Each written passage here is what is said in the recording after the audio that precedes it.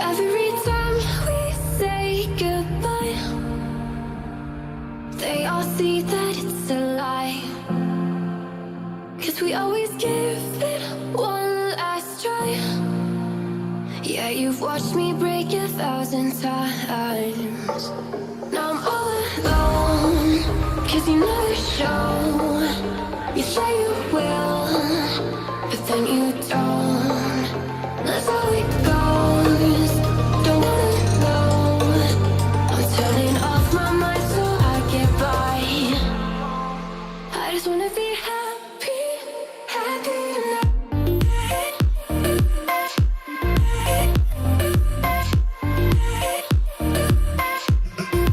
Happier tonight.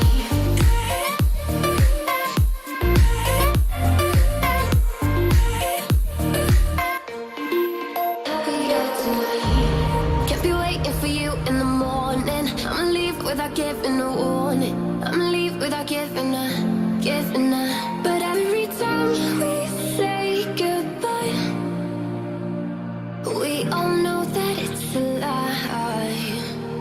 Now I'm all alone, 'cause you never show. You say you will, but then you don't. That's how it goes. Don't wanna know. I'm turning off my mind so I get by. I just wanna be happy, happy tonight.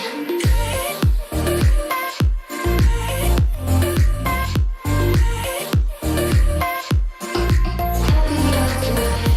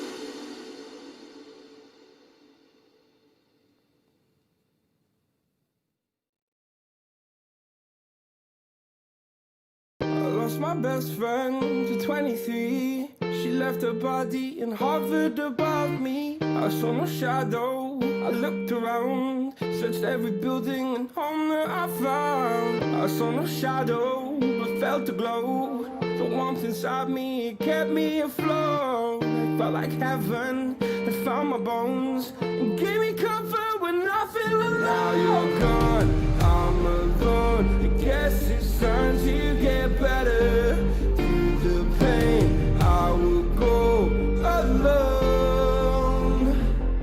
If I fall, break my bones, I will scream even louder. 'Cause I'm not dying alone.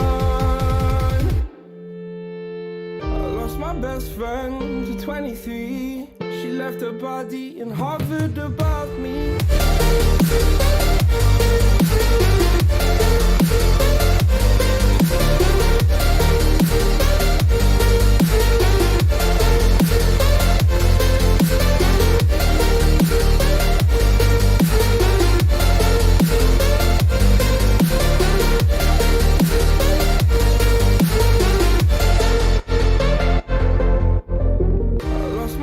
Friend to 23. I heard the heavens crying above me. They gained an angel, I lost a friend. I felt like dying again and again.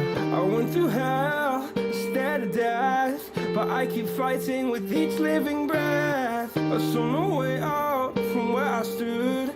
Felt like the fire had burned me for. Now you're gone, I'm alone. I guess it's time to get better. Through the pain, I will go alone.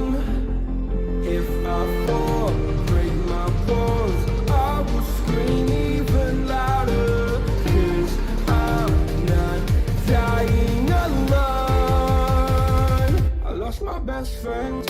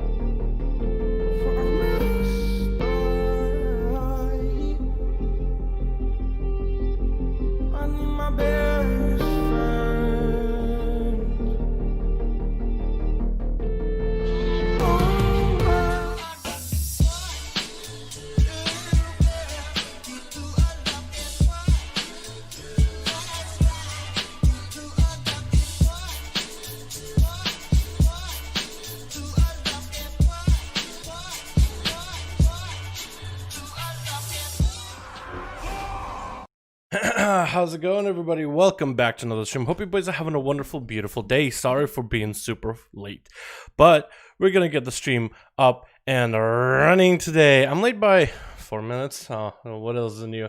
How you boys all doing though? Welcome back. Welcome back. It is time for another wonderful, beautiful live stream, boys. It is time for the 5v5 1v1 duels over on the region of NA. Hopefully we got some groups up and ready. Now, what was that first song? Because I kind of just set this up and walked away. Was there even a song too? Wasn't there supposed to be a new song? Did they remove it? What is going on? Hello? Huh. It is here. It just doesn't show up on a thing on the side.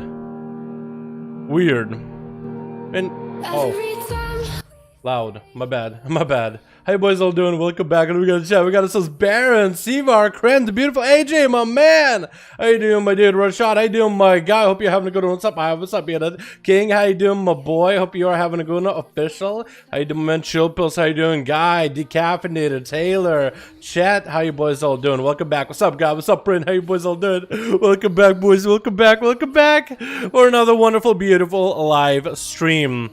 Alrighty, let's not waste any more time. Let's just hop on NA immediately. Let's hop on NA immediately, boys. Also, we hit 2500 on Rogue. That's pretty cool. In twos. It's fun. I was actually watching Snoopy. If you guys would have seen Snoopy on a couple times, he was here in 5V5 1v1 DUELS right over in EU. He was doing like a tier list ranking or whatever of classes. I wanted to see if he would rank Outlaw. Like, of course, Outlaw is not amazing by any measure, but he what is it? He was looking at Outlaw. He was like, yeah, it's really bad. Well, Dalaran got 2500 with it. But I don't know. I laughed. I was like, yeah, go put a D tier, dude. But at least you put it like D plus. So it's like the best of that worst tier. Oh, did I log on? I logged on wrong one. I logged on BFA. Oh no, Shadowlands beta. By the way, the dungeons Shadowlands are amazing. Snoopy, dude, he's such a nice guy. He's actually such a wholesome dude. Super wholesome and just super relaxed and everything. Yeah, I really like that about the guy, because amongst gladiators, glad players sometimes can get really fucking toxic, you know what I mean? But he's just super nice no matter what happens. We gotta get on the Dalaran character and we should be good to go, boys. What's up, Redstone? How you doing, man? Hope you're having a good one, boys. I made him an emote, but he didn't see it. What? I love Snoopy. I made an emote, but he didn't see it. Ah, unfortunate. Well, maybe he'll see it at some point, yeah? Senpai will notice ya. Snoopy best druid. He's super nice. He's just a really wholesome dude. And we got messages. Do we have dudes on here? Sav, Mithran, Tricold, re-message me again. It looks like Death Strider also messaged me as well. Ready for a group. Maybe not. Or maybe last week. Maybe Tricold is last week. So it looks like Sav and Mithran, right? Yeah, it looks like Sav and Mithran were the first ones. Ready to go already? Perfect, boys. Perfect. Print also. Alright, we'll put you on the side right here. We'll get Mithran and Sav first, as they were the first ones to... Technically, they're the first ones to hit me up on BNet, even though you guys couldn't see it. Sav and, ooh, Chula with the group as well. Hell yeah. Got a group of friends here bad. Yo, go for it, man. Play whatever you like, man. Mithran and 5. Oh, okay, no target. Did I Mithran? Okay, I can't even spell your name. That's my bad. Alrighty. Alrighty, first one of the duels over in the NA. Right after this one, we got Print and Chula up and running against one another next. He didn't want to use it because he wants it professionally done. Oh, really? I want to see what the emote is like then. I mean, I can kind of understand, like, you want to make sure you have the highest quality, but I don't know. I guess it's to everybody. Each is their own, right? Switch. What do we got today on the first team for the NA duels? I should do this more often, this camera pan. Like, look at this. This looks amazing. This looks professionally done. And it's just mostly the way that they fixed up the camera. It could do these smooth transitions. This looks so good. Oh my god. What do we got? We got ourselves C-Mark. First up on Team Red. Arcane, Fire, Frost taking votes right now. We got ourselves Hell Outlaw? Huh. Is it Hell Outlaw or Hello Outlaw? He got a nice cane and everything, man. He's really got the mod going on. He's gonna put on a show. We got ourselves Crom as well as Demon Hunter. We got ourselves Mithrian in the back, as well as Slide By versus Team Blue with only 4. We got ourselves Elixra, Kaha, Spart, and Twinkle Wink. They're waiting for a 5th, but we might just have to wait. Oh, they might just have to get it going while waiting for the 5th, and the 5th will have to figure out either go last or second or whatever they wanted. Or they might have to roll, and somebody might need to remember the rolls.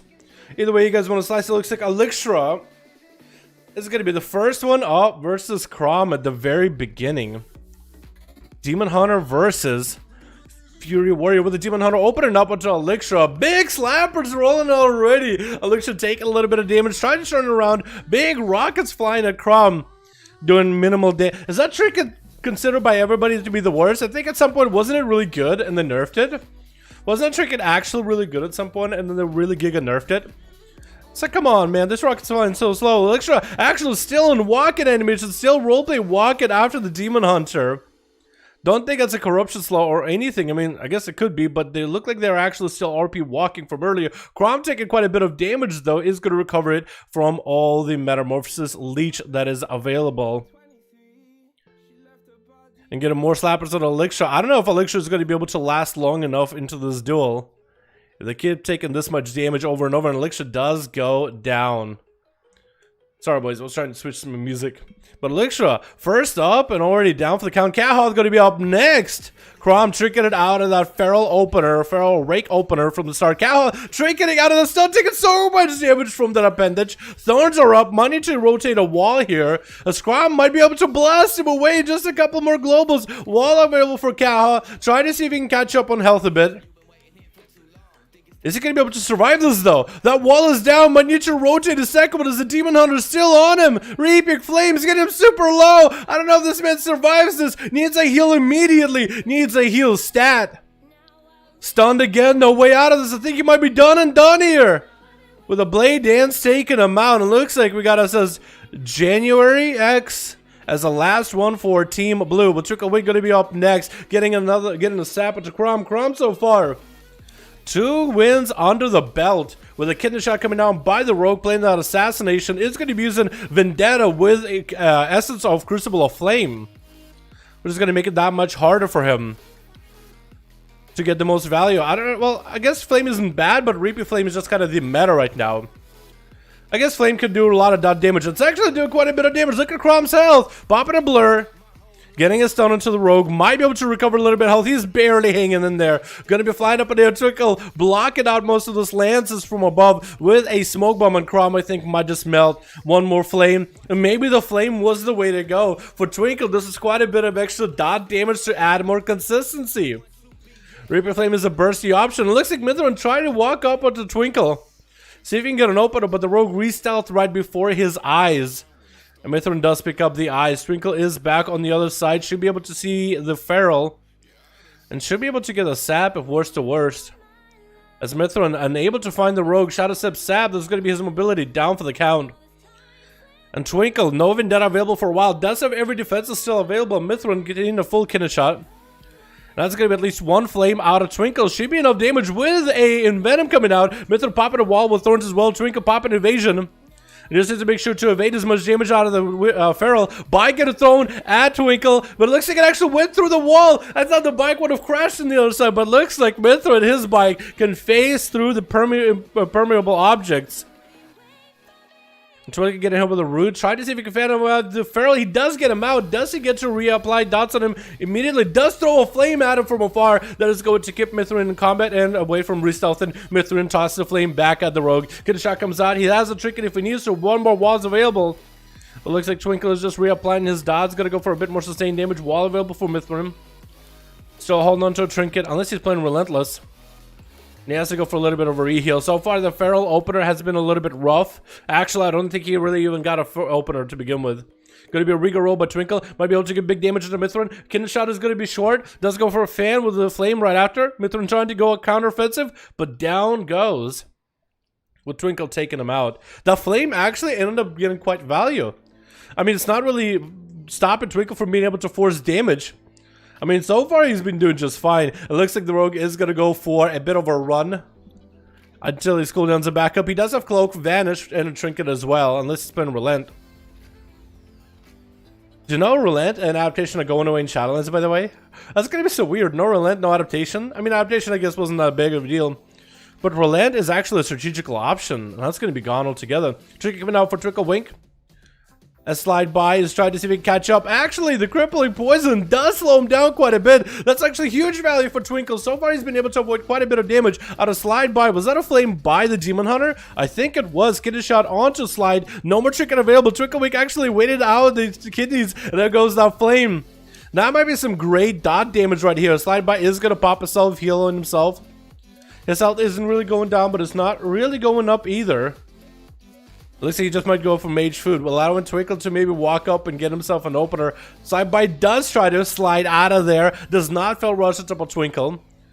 And there goes the proper opener on the side. Garrode into a rupture before breaking any kind of CC from the sap into a kidney shot. Vendetta rolling. Cloak of Shadows a little bit ahead for Twinkle. I don't know if side by can stun while Cloak of Shadows is up and running. Does get a Nazal Trinket up and running too. And there goes the Shadow Step for Twinkle away from the Eye Beam, waiting out for the Nazal trick. It might have enough damage here. Slide by trying to recover. Does have Leech rolling while Meta's down. That's going to be him in darkness. Does have Dot rocket on him. Needs to get a stun on Twinkle immediately. Get a shot comes out for the Rogue. No way around it. And this Rogue actually going to land on Envenom to the end. Twinkle so far has been able to dispatch the enemy team, and I'm pretty sure it's a, I think it's a 2200 cloak right now. That's a, I mean, it's an 1800 set. I think it's 2200 cloak. I think this man actually knows what he's doing. Then we got Hell Outlaw up next. I think it's Hell Outlaw or it's Hello Outlaw. I like Hello Outlaw rather.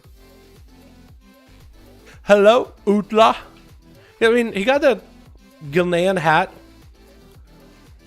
Gilnean kind of have a bit of a Britishness to them, English accent, right?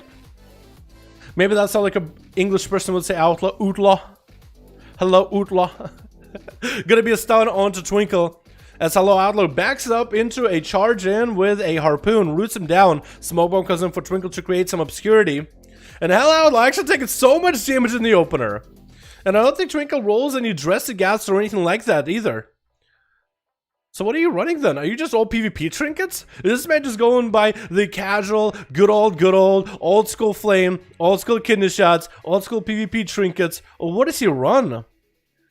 Actually, I'm interested. Actually, Outlaw is taking a lot of damage. Does go for a massive heal with a Turtle Shell and Manic Bandages. Should have been using those maybe a little bit earlier, but so far, Twinkle Wink has been given the Team Red a run for the money until the Freezing Trap comes in. Does allow Hello Outlaw or Hello Outlaw to get an opener. Kidney shot comes out. Twinkle, I don't know how much damage he really has rolling here. He's going to get a Vendetta rolling go to Hello Outlaw. Good damage coming out. Does have Cloaker Shadows, does have evasion. Hello Outlaw breaking the zone. Freezing Trap does get a flare onto the rogue. Stun, he trinkets. So that's going to be Medic Bandages down for the count. We'll see we're like the only man left on Team Red to fight through the last 3 people left on Team Blue. We got Spartan, we got January, and Twinklewink, who so far has had an impressive run. Does go for a Cloak of Shadows as Theoric is popping cooldowns. That's probably the best time to get a Cloak of Shadows rolling. Does catch himself a Vanish as well. I don't really know if he needed to Vanish, but I guess he felt like, you know what, I probably should. Just to catch a full ream. And now for Twinklewink, this might be actually tough. Does go for food immediately. Seavark should be able to see him. Does get hit with a sap, so as long as Twinklewink can control Seavark, he might be okay. The one thing that Twinklewink cannot do is outrun Seavark, but he can control him. Saps, silences, kidney shots, all this can be used for control. And he actually, Seavark does throw a Voodoo Rod trinket onto Twinklewink, who's going to take a lot of pressure from that trinket alone. So Seavark already has pressure, even though he was silenced. And there goes the dots on the Twinklewink. I think he's trying to see if he can get a Shadow Step onto Seavark. Or he wants to stay below and maybe catch a reset. I don't think Seavark is going to let him do either one. No reset for you, but also he's not going to be able to catch up to Seavark either. Does it with an Arcade Blast out of it with the Reaping Flames to follow. And that's going to be missiles to chase Twinklewink behind the pillar. Lots of damage coming out onto this rogue. How is this man still surviving? And Seavark just needs to get himself one more blink, and that's going to be a blind. Seavark, no trinket. Mark for that's available for Twinkle in case a trinket comes out for Seavark. And Twinkle gets himself maybe a little bit of a heal. I think he's inflamed to heal himself and catches the reset needed. Seavark can go for the second set of eyes. He probably should immediately. Twinkle needs to find himself a bit of food. He needs to find himself food break. Does come out of stealth for a second. Is going to go weeding. He's waited to re-stealth until needed. And actually probably should have re-stealthed earlier because that's going to be a barrage getting him out. No eyes used by Seavark. That's going to be Twinkle landing. He can shot back into Seavark. Has a trinket if he needs to. And Twinkle's just taking so much damage. Is that a Vendetta onto Seavark? It is a Vendetta. That's going to be Vendetta getting used just to create some maybe offensive pressure, potentially. Seavark popping in Viz just to make sure Twinkle cannot Shadow Step to him. And that's going to be a Reaping Flame, which is going to allow Seavark to take this Reaping Flame into the next person as you get the execute for it. And there goes January, trying to see if he can get some big damage onto Seavark. Does Cloak of Shadows before Seavark can get any kind of pressure. That is going to be Shadow Blades. And actually the Rogue has used his biggest defensive against the Archmage. Seavark is going to be able to find him. Does knock him up. The Shadow Step does let him restabilize. Huge Reaping Flame. January does get a big blow to the enemy, but he actually just cannot catch up to Seavark. Does get a cheap shot. Second cheap shot, but not going to get that big beefed up blood of the enemy eviscerate. He's going to have a high crit chance, but no higher crit damage. And January just used every single cooldown just to deal with Seavark.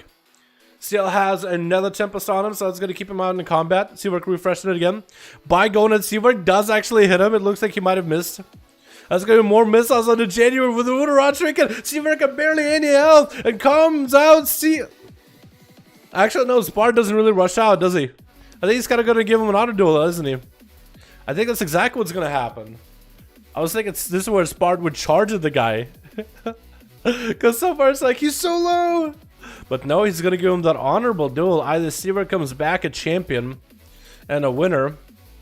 Or now this is time for Spart to regain the reins as the Arcane Mage God. Because Seaver has got some very, very impressive games at Arcane. Blinking around people left and right. Literally cannot be found. As we hit in that 12-minute mark very, very soon, in just a couple of seconds. 42% dampening, there's going to be 0 healing. It's going to be a chess match between mages. That's going to be Spart blinking in forward, actually backing up and going for a invis instead. Seaver without a trinket, Spart without invis, but has a trinket. Seaver doesn't have any invises whatsoever. Archimist is trying to come out for Spart, actually goes for an invis, trying to get some big damage. Blood of the enemy coming out for Spart. Does he go for the big setup? Big Arcane Blasts, I think what he's trying to do. Arcane Missiles, he's starting them, but then ending them to make sure he doesn't get interrupted. So is Seaver. They're just starting Arcane Missiles, but not interrupting each other. Ice Block by Spart. Seaver still holding on to Ice Block if he needs to. And Spart is just trying to recover as much instant cast health as possible. Seaver is on his toes with Spart. Evocation coming out for the Arcane Mage. Popping a cloak. Maybe goes for big damage onto Seaver here. Seaver is kind of low. Does pop invis. It's going to be a 6% damage reduction for him, which is huge. And there goes also the Nether Tempest. Seaver actually has to Ice Block it, because that dot with the procs of Azeroths would actually eliminate him. Spart is at a massive advantage right now. Seaver does go for an invis. You don't really know where Seaver is at. He might be able to get himself some food. Trying to get ticks. That's going to be Temporal up and running. That's going to be Voodoo Rod Chicken on Spart, but without any defensives. After going through 3 people prior, it's just going to be a little bit rough. And Twinkle Wink came in for a 4 kills. I really got to see what you're using. I got to see what you're using. That was so good, dude. That was so close, man. You got to give Seaberg, though. I'm stupid, Rip. Dude, you actually did so well. Like, don't take that away from you, man. And then Night King is ready. Okay, we got to get Print. We got to get Chula as well. Happy Feet. What you doing? 5V5 1v1 Duels. Check the stream on YouTube or check my Discord profile to see the link. Okay, we got Held Rock here. Apply for the thing. Pegasus 5v5 ready. Cool. Okay, let me get the other duel rolling. Let me get the other duel going, boys. That was really well played, dude. That was a wizard battle, and whoever has cooldowns wins, man. That was a really close one. I feel like in any... I mean, Seamark has been out here dominating the streets, man. He's been doing A-okay. One loss ain't nothing, trust me. One loss ain't nothing. You guys have seen how good he is. If I block high, I win. Okay, then maybe that might be it. Happy Feet, Wombo combo, dude. He's actually such a nice guy, Happy Feet. We used to do keys together. We actually should go back to doing keys together. But now that alpha / beta is up, so there's no, like, we can just chill. With no mind, you know, 5th on a beta push. Oh, okay. Okay. Yeah, I can do some later, maybe. And I ain't got any on Discord. You want to see that? What the fuck? Add me. So many keys together. How does he not have? Why do we not have each other added on Discord? What the hell? Okay, we gotta get Print and we gotta get Chula in here as well. Okay, can I find the thing? Yes, I can. Okay, we gotta get Print and Chula, but I don't want to see what the rogue was using just now. Print and Chula. Okay, here we go. Perform the duels. Hell yeah, hell yeah. Jonas group has failed. Is Chula and Print, are they different teams? Never mind, we have 5. Print got 5. Are you guys online or offline? Because it should work. I'm not the party leader. Oh, Chula, can you make it so you're party lead? Can you ask him to pass your lead? And then I can queue you guys in. Sparta's still my favorite Meiji. I think it's between... both of them are really good. I can't tell you which my favorite. Seavark and Spart are a whole nother can of worms. Seavark has had experience with Fire. He tries Frost. He tries Arcane. He's just a really good mage. Spart in particular, he loves really working on that Arcane. That's 2 different mages, man. If they were both mages that played all 3 specs regularly, then I think you might be able to compare them. But I don't think it's hard to compare. Seavark is a mage. The class is the focus. And he gets really good at each spec of mage. Spart is an arcane mage, but he is a master of his craft. You can't compare each other, man. Losses happen. What play Spart GG's? Yeah, you guys will have more than one go here, honestly. You guys will have more than one go out here. Trust me. Alrighty. Does it work now? I think it worked. Maybe? We'll give it a second. We'll try to requeue. Night King and Hardlock. I'll try to get you guys in if I can. We're ready if they aren't. Okay, I'll try to get you guys in if this doesn't work. I'll try to print and Chula again. I don't know which one of those two works and which one of those doesn't. Is Chula and Print same team? By any chance, it could be maybe that. Okay, now I think it works. Now I think it's good. Speaking of Frost, play Frost for List Duels. Hell yeah, dude! Play whatever you like, but if you want to give Frost a solid try, do it. I think it'd be super fun to see how well can it do. I think it'd be super fun to see how well can it compete. Alrighty. I also never get to check that Rogue. Twinkle Wink. Wait, can I actually see some of the Twinkle Wink stuff? Oh, he's all internal bleeding concentrated flame, actually. So he doesn't have any gushers, does he? See where I got some gushers? Side-by got gushers. This Rogue was the OG. I like that. Holy hell. I like that. Switch. We'll see what trinkets he's got afterwards. We got Kane on Team Blue. As a, oh my god, I like that mock so much. Wait, is that hair has always been on Magar, or is this? Because this looks almost like something on Shadowlands. Dude, you could have more customization Shadowlands, but this looks so good. I love the massive fists he's got going on with those gauntlets and the metal pieces, but then you have like nothing on top. Like a monk should. I think it looks amazing. We got ourselves Milord Pally in the back, Milord. We got Manji, we got Print, and we got ourselves Walk-On, the Windwalker Monk versus Alone on Team Red as a Beastmaster Hunter. We got ourselves Bloom as a Balance Druid, Genesis, KMW Rogue, and we got ourselves Machiavelli. And Alone is going to be first up in that camo versus Milord Pala. Milord, you gotta slay the plebs. My lord, the plebes have not paid your taxes. You have to slay them, my lord. Dodging that freezing trap completely. Hodge to Alone. It's gonna go for maybe Wings. Wings are coming up, and Alone waited until Wings were up.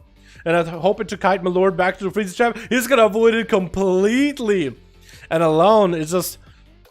He's surrounded by pets, surrounded with an enemy, but might be feeling alone in this situation against Milord Prowler, whiffing the Wake of Ashes, yet still getting that massive jumpers back to back onto Alone. Does go for Exhilaration here, and the Hunter is going to have to go for kiting with Milord Prowler having Hand of Freedom. It's going to be super tough to do it. Hodge and Alone does get taken down into a single Hodge with Wings up and running. Milord has just lined up so much burst damage there. Yeah, for a Hunter, you have to kite. I think you cannot fight that face to face. You have to kite it. KM is going to be up next with a sap onto Milord. Goes for a cheap shot. Reaping Flames. Is he an assassination? It looks like he might be assassination. Is going to get that up and running onto Milord with a dress to follow. Milord is just charging in at the Rogue. Does go for minute long Wings. That's going to be Cloak Shot as an evasion out of the Rogue with a Vendetta, I think, onto Milord. Looks like he did set a Vendetta. The assassin have come to slay the king. Milord, the assassins are here! And that's going to be Sapper to Milord Pala. Does have some dots rolling. He knows the Rogue is nearby. Cheap shot coming out. As long as he doesn't get a kick on the cast, he'll be fine. No flashlight kicks and you'll be okay. Hodge onto KM. He does go for a trinket. And Milord does go to dispel himself of a poison. He should be going for a dispel before he goes for a mass heal. Hand of Freedom does give the Paladin the mobility needed against the crippling poison of a Rogue. And KM is kind of just stuck out in the open.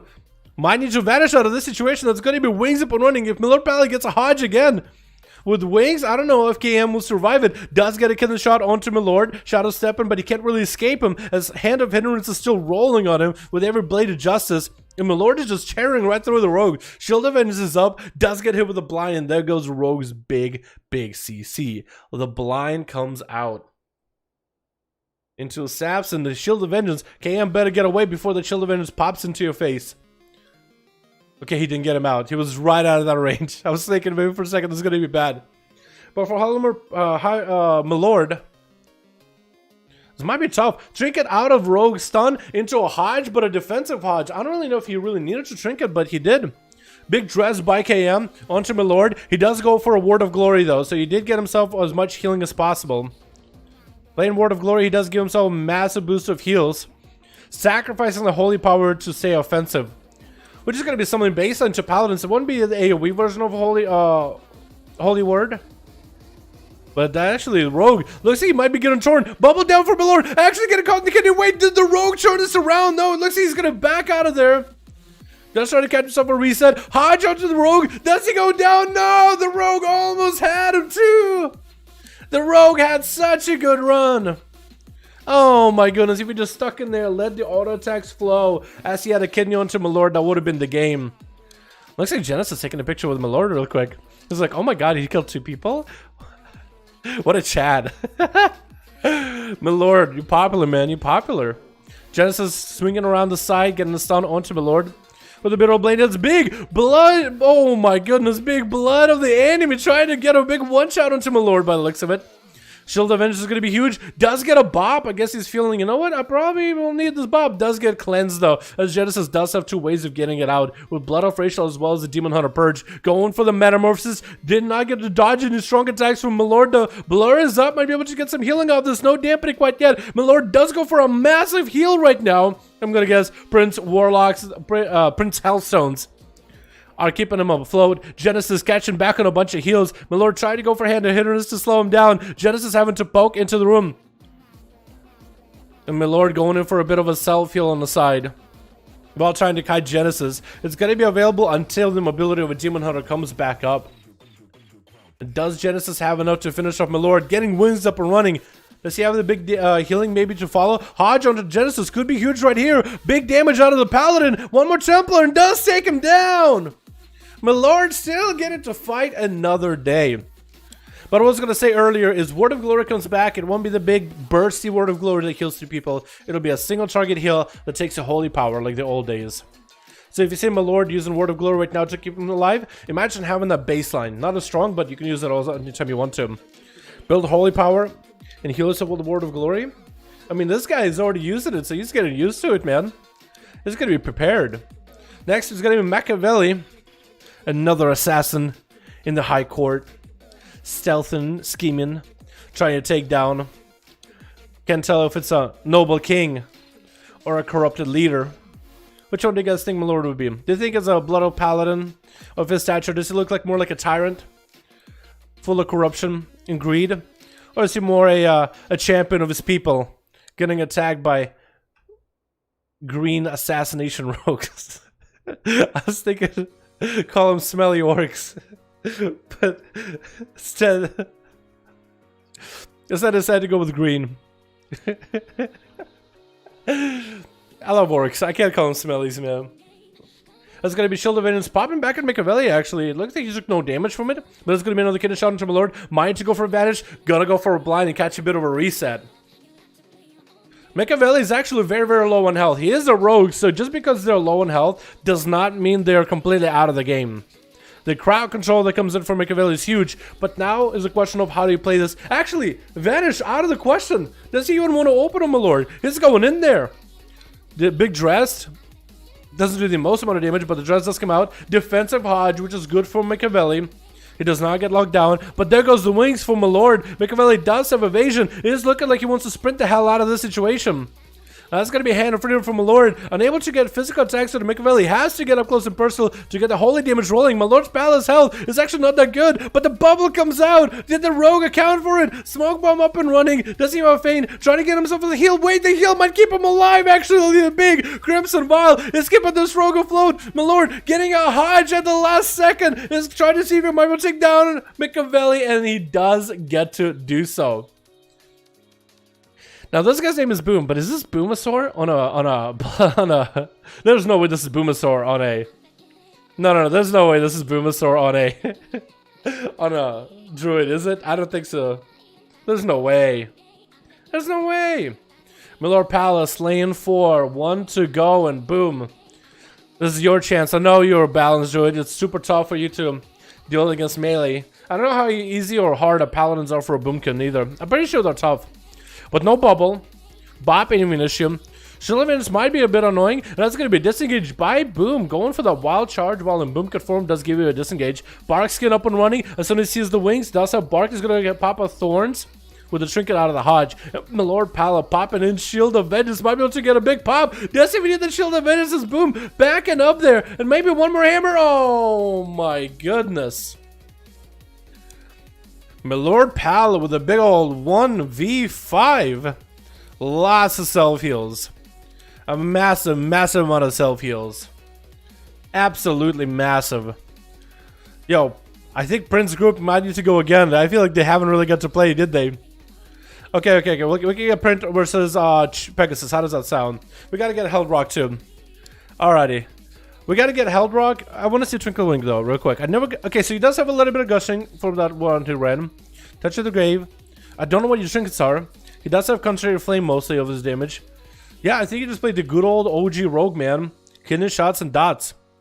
It worked really, really well. Okay, I gotta save this one. We gotta get Held Rock and Night King against one another real quick. And then we can get Print versus Pegasus, just so Print gets a chance to play ASAP. And then we gotta get Seavark in there as well. Because Print, like, only one guy gets to play on his team. So, Night King and Held Rock. As long as those two are not same team, they're not. So we can get it saved and ready to go. Hello, lads and ladies. What's up, Toasty? How you doing, my man? Hope you're having a good one, my dude. How you doing? Welcome to the stream.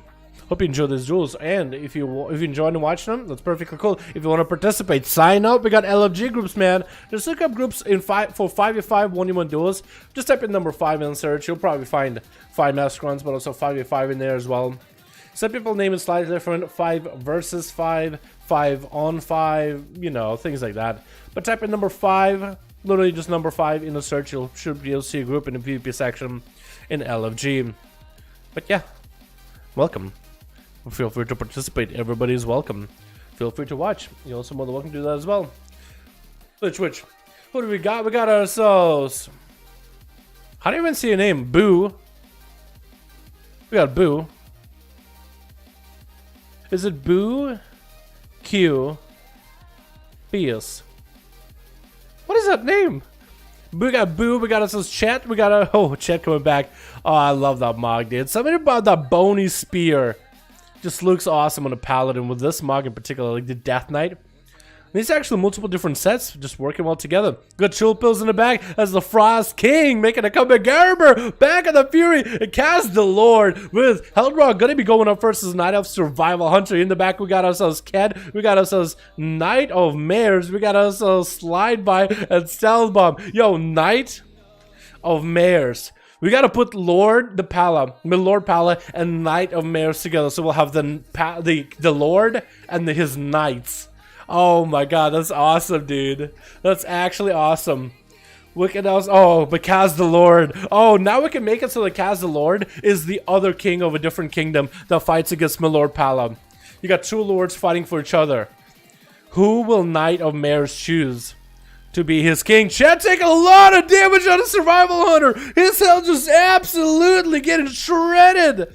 Popping a Shield of Vengeance. There goes them wings. I got in a Hodge onto Held Rock. Should be massive damage here. The Freezer Trap does come out. Trinkets it. Feign Death for Held Rock as he's trying to see if he can escape from Chet. That's going to be a pretty big Shield of Vengeance. Does go for a Shadow Melt. I don't even know if he got hit with that Shadow Melt. Mally rolling into Chet, forcing a bubble out of the Pala.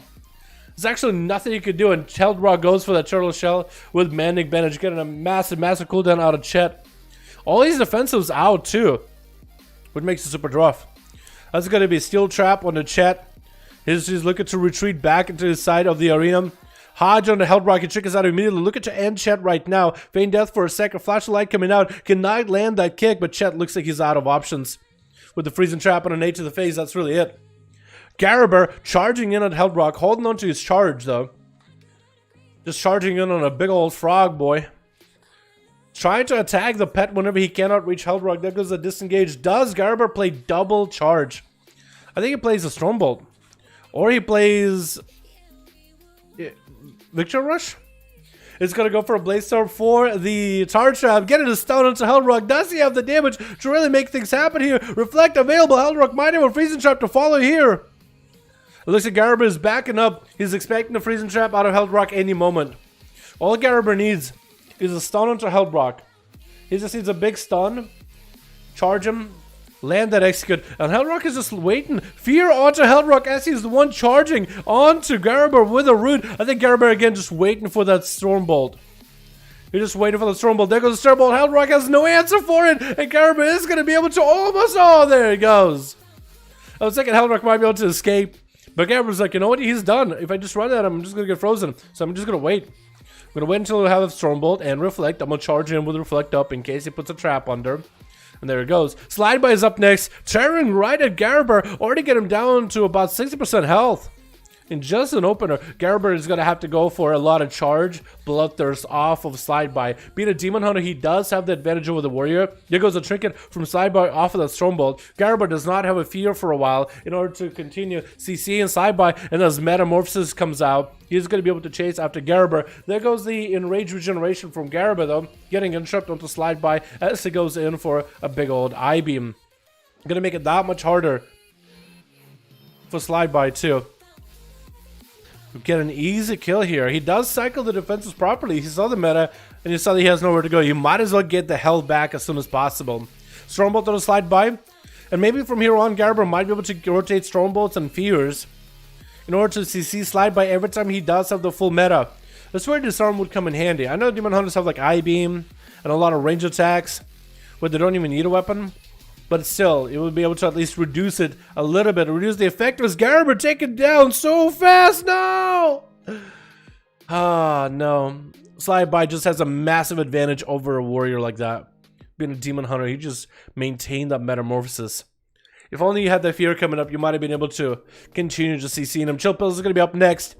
Already done quite a number into Slide by, though. Does land the interrupt. Being a Frosty EK, you don't really have a lot of burst damage. But rather, I think he's maybe got much gushing. So he's actually doing quite a number for sustained damage. He's actually doing a lot of sustained damage. He goes in the Zoth Trinket. Chillpill's popping in a little bit of that Transfusion, trying to siphon life from Slide by. And there goes a massive heal for Slide by right now.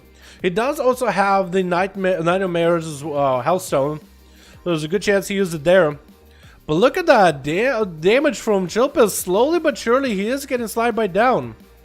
From the Disease Dots to the Remorseless Winter to the Obliterates and the Frost Strikes that are coming out by the million. Slide by is taking a bit of damage here, taking a beating. Darkness coming down. Chillpills doesn't really have a lot of health himself either. Does pop AMS. Slide by is still staying in darkness, getting yoinked out of there, and might just go down unless Chillpills gets down to 2. Both of them super low health. And Chillpills does land the kill, trying to go for the next guy. It looks like it's going to be Nightmares. There goes a Dark Pact into a Lichborn. Does get hit with a Horror. It's going to be maybe a Kesbolt. Actually, no. You can actually prevent that Kesbolt. Actually, Nightmare stopped before Kesbolting. Want to drop down Infernal. And Chillpills looks like he's going to try to see if he can escape from this Kesbolt. Second Kesbolt on the way. Does not have Lichborn for this one. Is going to go for self-heal from the pets. Nightmare should have dropped down the Kesbolt into an Infernal immediately. And that's going to be a grip onto that Fear, into a stun, and Nightmare's Trickset. Actually, Leticide happens to help Chillpills out here. Chain of Ice onto Nightmare's. Chillpills continue to death strike from these pets. He's still in a bad situation, but the Chain of Ice and the pillars of this arena, the Tombstone down the middle, are helping him tremendously. Another Chain of Ice onto Nightmare's does interrupt him on fire. That's going to be Succubus CC, letting him get out of Kesbolt. AMS back up with Chillpills. He might be okay. Lichborn could also be back up as well by this point. Fear to stops it. Completely DRs. That's going to be also a snowball between Nightmares and his pet. Actually just decimated the guy. And just turning him around just like that. And Stealth Bomb is going to be up next. Popping in big combustion as AMS comes out for Chillpills. He's going to be able to use that AMS to keep himself alive. He's going for as many numerous death strikes as needed. Ring of Frost trying to come out. Does blink out of it. Great Pyrex trying to come out. It's going to be Think from Beyond. Stealth Bomb might have to bubble this. Temporal up, might be able to heal that Think from Beyond damage. He does. Chillpills still got a lot of bursts ready for him. Interrupt onto fire into Cell Bomb. As long as Chillpills has more CC to use on Cell Bomb, he might be fine. Cell Bomb cannot get a full breath into maybe a poly onto Chill. But he just continued to Scorch. Is it playing like a 100% Scorch build or something? A 100% crit build? What is going on? He just scorching the guy to death. Chillpill's still waiting, and there goes the Ice Block. Cell Bomb will not have an answer. For the next time he has emergency situation, Polymorph trying to come out, Chillpill's like, you know what? I'm okay getting full health. I'm actually okay getting full health. Greater Pyro, I'm okay with it too. Try to think to maybe get an interrupt into Cell Bomb. It's hard to tell. Chillpills is super low again though. One Greater Pyro does reset the situation on its head. Another interrupt into Cell Bomb on fire. It's gonna get Cauterized rolling. Stun, and there's actually no answer for it. I think Chillpills does have him. Cat is up next. Jupa's just taken from one guy into the other. He's taken the momentum that is built up from the last guy. There's a big death strike ready. And he wants to take it from one dude into the next. Fist of Fury coming for Cat. Cannot stop the Fist of Fury. Chilpils is those getting massive damage onto Cat though. The snowball is bouncing hard between him and the pets. Bike into Chilpils. He has AMS ready for this karma and also a portion of that bike damage. Huge karma ticks on the Chilpils. Does get hit with the disarm. And Cat is back up at full health. Wall and every defensive have been used against Chilpils. Does still have Death Pack. Transfusion coming out right now while Lichborn is up, giving him 30% damage reduction. And there goes those Fists of Furies. Does Chilpils have a stun for this? Does get a stun into Cat late. Human Tricky coming out of that one. And Chilpils still holding on to Death Pact if he ever needs it. Might just have to use it right here. And Chilpils at almost no health. Cat getting an in-cap onto Chilpils. And this could be anyone's game. Chilpils just doesn't have a lot of health to work with. Cannot really heal off of this whatsoever. Has to do as much damage as possible. Might be able to get a one more death strike. Actually, it looks like he might be coming back on top. Barely any health available. Fist of Fury locking him out. No stun for Cat. And Cat does take him out. But it was the closest game ever. Maybe this is where Chilpils could use the chill streak onto Cat to balance between him and Zwen. That might have been able to do it. It looks like Boo is going to be up next, letting Cat get an honor duel. Making it an honorable duel as Cat is the last man on Team Red. He's at least letting him fight to the end. This Frostic is Relentless New Vid Inc. Honestly, Binge, you just gave me my title. Yeah, Chilpils, what are you doing on damage? He's actually doing so much more damage than before. It's not bursty, but man, he's just shredding through these guys. For Frost Death Knight, which is just a class that... it's going to be so much better in Shadowlands. My head hurts just thinking about that. It's going to be so much better in Shadowlands. Trust me. Obliterates the back, boys. But the way that they are in BFA, I don't know, dude. It's just rough. I gave credit to anybody who plays Frost in BFA for PvP. Honestly. Because it's a good spec in 3s, but it's just so weird on damage. It's so sustained. You have so many cooldowns, but do you really call it cooldowns? Quote-unquote cooldowns, really. And Cat does get a big old leg sweep onto Boo, who trinkets it. Huge damage still coming out of the monk, and Cat gets himself a massive amount of health. He's still holding on to, I think, 1 or 2 more health stones from Knight of Mares, which probably would help them fighting Night King or Chilpils. Which actually... Same guy in reality. Boo goes for Enrage Regeneration, trying to get himself Bloodthirst. That's going to be an appendage onto Cat. He actually has to eliminate it. Boo does not get the most amount of healing from Enrage. Does get a short charge to the Cat. Maybe a Bloodthirst from it. 34% dampening. Make it harder for both of them to survive. It's going to be disarm onto Boo. Try to get a slow into Cat. Cat has all the defensive backup. Charging right in and goes for a big old dragon kick. Oh, Rising Sun kick, actually. And Kaz the Lord is going to be the last one left, and Cat actually has every defensive backup, so it's going to be as honorable as it can be. Kaz goes for wings, wall up for Cat. Shield events up for Kaz the Lord. Cat is going to have to go for a little bit of a diffuse magic, trying to reduce some of the holy damage. It looks like he's going to have the port available back up into his room. Kaz the Lord goes for a flash of light. Cat recovering as much health as he can. Try to at least give him as big of a health pool as possible. He knows that next Karma is going to either get bubbled or bopped. So he needs to get as much health as he can before needs to use the Karma. Or maybe needs to get a way out too. Karma, and that's going to be bobbed by the Pala. Cat is trying to see if he might be able to escape. Double roll into a Dragon Kick. Going for Vivifies immediately. Does he have any more ways to stop the Pala? Oh, they interrupt for Kaz the Lord and it does take him down. Yeah, at the end like that with Cat is rough. Look at the damage this man did. Oh my god, the healing on the dam too, dude. Oh my goodness. Well, did he actually only get 2 kills, really? I thought he went for like 4. Or 3, maybe? So what's going on? Not even gushing wounds. No, he's actually no gushing wounds. He's actually all Frost Fever, all melees, Howling Blast. Howling Blast actually doing quite a bit, huh? And Obliterates here, Death Strikes, Remorseless Winter, and Inexorable Assault. I was thinking it was Gushers, man, honestly. But dude, as soon as Chillpills got to use Chill Streak on an enemy with a pet, oh, the damage is good when we just went sky high. It is insane. We got Sav. We got Sav spot 3 out of 5. Okay, perfect. So I'll put Sav down here and I'll put Tricold up here. Cool. Alrighty, boys. Let's do another duel, yeah? We got ourselves Print and we got ourselves Pegasus. They still got 5, so we gotta get them going. Seavark got 5, so we gotta get Seavark versus, I guess, Tricold. I think. Mithrin, I think you got a group of 5. Mithrin got to play the first one, right?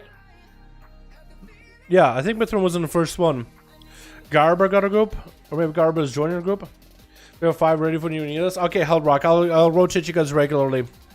I will rotate you guys. So let's get Print and Pegasus, because Pegasus has been waiting to fight somebody, and most of boys on Print's team didn't even get a chance to play. Talk about Death's Advance. Death's Advance is also really good too. I keep forgetting about that one. But we didn't really see. I mean, Death's Advance is a good ability, but I think it would have been more noticeable if, let's say, the monk went for a Ring of Peace, and then Chippa just walked through it. But yeah, I mean, the lack of mobility though, man, it's rough. I mean, DK's,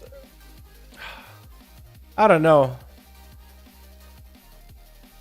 Is it fair that Death Knights don't have any mobility? Because I mean, they do have in range interrupt, a grip, rage stun, dot damage. I guess with how much dot damage they do right now, I guess it's alright. Next expansion though, man, you're gonna need to get those obliterates, dude. You're gonna need to get that damage rolling.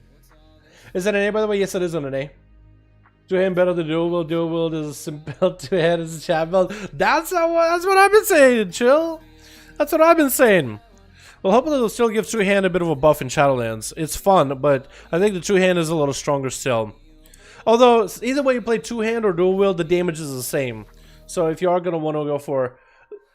Maybe there will be like a build that actually uses two... Because right now you don't get any damage buff from two-hand, like single-minded fury or anything like that. Remove your Q and try again? Okay, I'm going to do it, Print. Alright. Gotcha. Okay, boys. Trying to get another goal in ASAP. Dalaran sewers. Let's go, boys. My home. If they have mobility, I could... Wow. True, true, true. Yeah, if they had mobility, they would need to make him weaker too, wouldn't they? But since they're immobile, you can give them a little bit more damage because their uptime on the target is going to be low. Now with current obliterate scale. Yeah, with the current BFA, yeah, obliterate ain't that good right now with the current scaling, but in Shadowlands it's a lot better. It seems like all the magic damage for DKs, and maybe it's just a lack of mastery, are just down. And obliterate way up. It's all your top damage. I really do hope they add something to two-hand though, because dual wield is stronger in Shadowlands because more auto attacks means more kill machine procs, which means more other frost damage for your obliterates, which is huge, which goes through armor completely. And it's going to be an even bigger crit that way because it ignores armor indefinitely. Doesn't benefit mastery, which is weird, but I mean, I guess it works. Switch. We got ourselves Team Red with Kane. We got ourselves Milor Pala, Maji DH, Print, and Wog. And it looks like Alone and Genesis and KM are the only 3 people. We might need to requeue this if there's only 3 people. That's gonna be a cheap shot onto Print. Yeah, I'm hoping you guys just got some dudes loading in or something, right? And you guys don't actually just have 3 people chilling. That's not really much of a 5v5 1v1 duel in that case, you know what I mean? You know what I mean? Well, hopefully we'll get more people in, man. Otherwise we'll need to requeue. So I'll give it about 5 minutes or so. That's gonna be Vendetta coming out of KM and Print. Gonna get a kidney shot hitting him, but that's gonna be Infernal dropping down onto KM. That's gonna be a Mortal Coil, massive chaos bolts. Does get a stun onto KM, doesn't put him out in the open. Actually, I think that gets him out of stealth. Still the dots are rolling. That's gonna be a succubus onto KM. Unless Print isn't able to get the succubus to roll onto KM, does get himself a cheap shot. Should have had the succubus attack the rogue immediately though. The kidney shot reset it, but KM, I think is out of it, man. He's done with the chaos bolt, kicking the fear. Which I understand he doesn't want to get fear, but it's going to be a chaos bolt right after, man. Not all he can do about it. Are we going to requeue? Is that what's happening? Okay, let's do this. Let's requeue. Yeah, sorry to people. Today's gonna horde can't get anyone. No, let's requeue. Let's requeue. No, let's requeue, boys. Let's requeue. Pegasus, we can put you back on the. We can put you back on the wait list. We can get Print versus Seawork instead, yeah. Tricold, I don't know if he has a team. I don't know if Chula has a team. I guess Tricold and Chula, we can get those going up against each other. I'll recognize you. We gotta mix you guys up as well. Somehow. Let's redo that. Yeah, Pegasus, we can just put you back on LG, man, and we can get Seavark versus Print.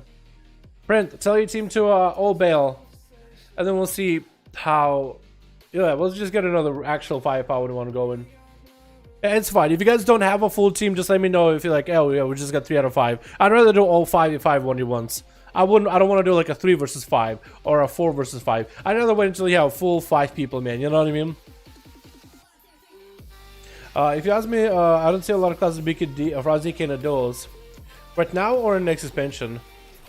ZK is gonna shred lock. I can totally see it with the pet. What happened? They only have 3. I'm gonna know. They only got 3 people. I'd rather make it a 5v5, not 5v3.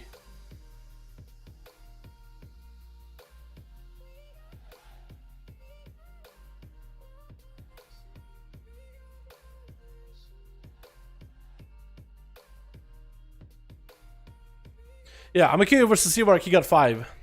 Yeah, and Pegasus, if you wanna just put it back in LFG, man, get some people, then we're good to go. Night King is ready.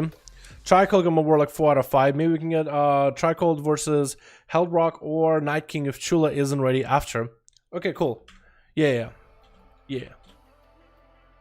Like as a first one, Yo, Seavark. Brent wants to duel your first one. Do you want to take his match or no? Seavark versus Sprint, are we gonna have them the first ones out? Seavark, I'll let you decide if you want to go versus Sprint first. But he's asking, yo, you want to go 1v1? First ones? Just first ones out of there? Probably impossible until a lock, lol. I'll go Arcane then. Okay, cool.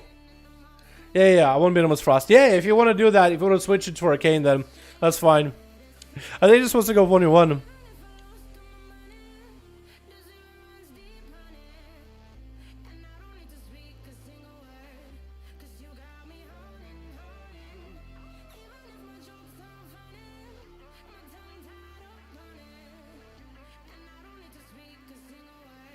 Alrighty. Let's get this up and running, boys. Gonna get recording going. Switch. Okay, now we're good, boys. Now we're good. Oh, wait. Are we actually stuck in the wall? No! Actually, I can't move with the camera past the wall. Wait. Oh, that's why. I was gonna be like, let me in! Let me in! But I had the wrong wall. How many of you guys have done that before? Waiting for arena? You're like, alright. 3, 2, 1. I don't get it. The gates haven't opened, guys. Oh, okay. My bad. I wonder how many of you guys have done it. It's going to be Kane with Malord Pala, Manji, Wogan, and Print going to be going up first. And it's going to be Print versus Seavark as our Kane Mage Gesture versus our Kane. We'll see which one of those two ends up coming out on top. Both of them got the big old gladiator mounts up and running. Is this a Season 4 glad mount? I think it is, right? Yeah. I think it's a silver, because it has the texture of the first one, but then it has a silver casing. But there they are, boys. There they are. Big old boys up and running. On Team Red, we also got Clam Indoor. Clam? We got us Crom, we got us Mithrin, and Meep. How's it going, my man? This is going to be Seavark versus Print first. Oh, popping in a Viz, getting a poly onto Print before the pet can stop him. That's going to be the Voodoo Rod Trinket onto Print with instant cast available. Print waiting to get an interrupt onto Seavark. This is going to be Seavark getting hit with a Mortal Coil as the Infernal slams down as well. Trinkets out of that Mortal Coil. Going to get a knock up onto Print. He's trying to go for a Chaos Bolt, setting up a gateway to maybe get offensive push onto Seavark. Actually rooted the pet away so you can interrupt Seavark arcane damage. Double Chaos Bolt coming out onto Seavark. I think second one is fine. No, second one did not go through. The second Chaos Bolt did not go through. I repeat, it did not go through. And Seavark just has to mess around over there with the Infernal and the Hell Puppy. We're just going to make it rough for Print. He knows he doesn't have the mobility to Seavark. He just better wait for him. Does send one like a flag. Seavark is going to be able to back blink. It looks like the pet, the Infernal, is down for the count. And he's trying to see if he can get himself a little bit of cast onto Print. Invis onto the pet. Or root onto the pet. Invis for Seavark. But it looks like the pet still got him out in the open. Looks like Seavark just might take down the pet while he's at it. Print is just waiting to get a perfect opportunity to get an interrupt onto Seavark, because if he can lock him on an arcane, this will be perfect. The pet is going to be down, cannot summon a new one. That's going to be Arcane Missiles for Seavark. He's actually getting his fill of Arcane Missiles. This is going to knock up onto Print. Might have a Mortal Coil, does get it. Bell Hunter does come out. It's going to be a random Infernal dropping in as well. Print getting hit with a slow, but Seavark was able to do quite a bit of shredding damage. That Mortal Coil does help him out a ton. Another Infernal dropping on Seavark's head. He actually cannot escape these demons. And they're actually taking a lot of dot damage. Has to Ice Block right now. That's gushers for Print, dude.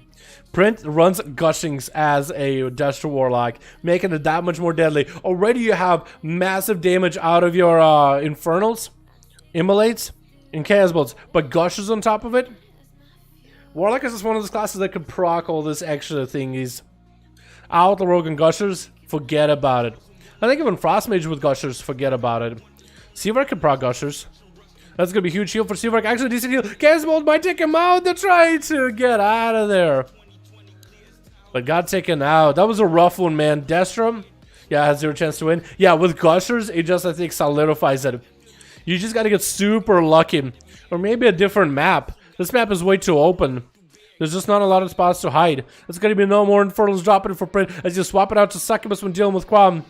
This is gonna get the dots up and running. Look at Crom's health! Not a single Chaos Bolt has hit this man yet. And there goes them Chaos Bolts 1 into a 2, and down it goes. Print just got insane damage right now. Absolutely insane. Also, I like your little one. It has like a... Oh my god, that one looks... What the hell is that? Looks so good. This is like an old school one. Into a Mortal Coil into Mithrin. Still has beefy Chaos Bolts ready. Fear onto Mithrin with a Chaos Bolt again. I think it's over. Oh my god. Can anybody stop this madman? Can anybody do that? I don't know if you can. Meep is going to be next as a sub-rogue. Getting hit with a Succubus CC. Trinkets it. Trying to get some damage into Print. That's going to be Fear onto Meep. Just trying to spam Fears into the Rogue. And it's going to get a dot up and running. Meep, the first one to get some damage back. Blood of the Enemy for Meep getting used maybe a little too early. I think there was a misclick right there. Oh no, that's not good. Meep, oh, that feels bad. And now Infernal on your side. Not only are you just getting surrounded by the dots and the demons, but now there's Infernal keeping you warm. That's just the worst. And you don't have Blood of the Enemy anymore. That is insane. Nerf them in Shadowlands, guys, no problem. Problem solved. Yeah, I wish some of those nerfs came early in the game, you know what I mean? Oh my god! Print barely touched Meep, and Meep still melted. I mean, what can you do about this, right? I mean, what can you do? This Warlock, dude. It's not just this Warlock in particular, it's just Warlocks in general, too. Oh no. Oh no. Does Lana come flag under Clam? Clam, you're the last one left, man. You are the hero we all need. Getting hit with a Mortal Coil. Shield Avengers up and running. Already taking quite a bit of damage. Shield Avengers does get a pop into Print. Might be able to get the big damage though. Succubus CC. Bubble comes out. Print does get himself Warlock Hellstone. Does he get another Mortal Coil? I think it's actually out of options. And look at Clam. Clam is the hero we needed. Taking down Print of the Warlock after that rampage. And Wog is going to be up next. Clam no longer with a bubble. It looks like Wog actually wanted to give him an auto duel until the Paladin started throwing hammers at the guy. Leg sweep, and it's going to be Clam. He's either using human... I think he did human racial out of it. That's going to be touch of death. Might want to bop it. That's going to do a lot of damage. Clam, you better watch out. I think he might be done for. Yeah, he literally had a heart attack. Well, if Print would have killed the Paladin, I think that would have been the fastest 1v5 ever. Crazy though. Crazy. That's actually so much damage. Clam is the man though. Clam did it. Clam is the guy who's like, don't worry boys, I gotcha. Charged head first into the eye, to the mouth of the beast. Alright, we can get a Held Rock and I guess Tricold in here, yeah. And we gotta get somebody versus Night King. Chula is on a team with Seavark. So maybe Mithrin or maybe Pegasus is ready by then. Oh my god, dude. It's just watching Destro Warlocks play sometimes. It just feels like, well, how is this fair? He's like a grown ass man in his like 30s. Grown ass man in his 30s in a playground with like 8-year-olds, pushing them all to the side, slamming them in the head with dodgeballs. You know what I mean? Hold on.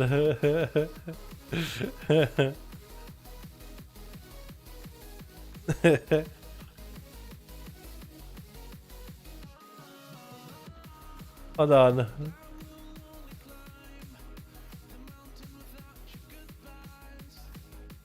But is that it? Dude, this is print. This red, this is print. This dude in a white t-shirt is print, and everybody else is, and everybody else is the guys on the other team. He just grabs it, he eats that at him. That's literally print right there, dude. I swear.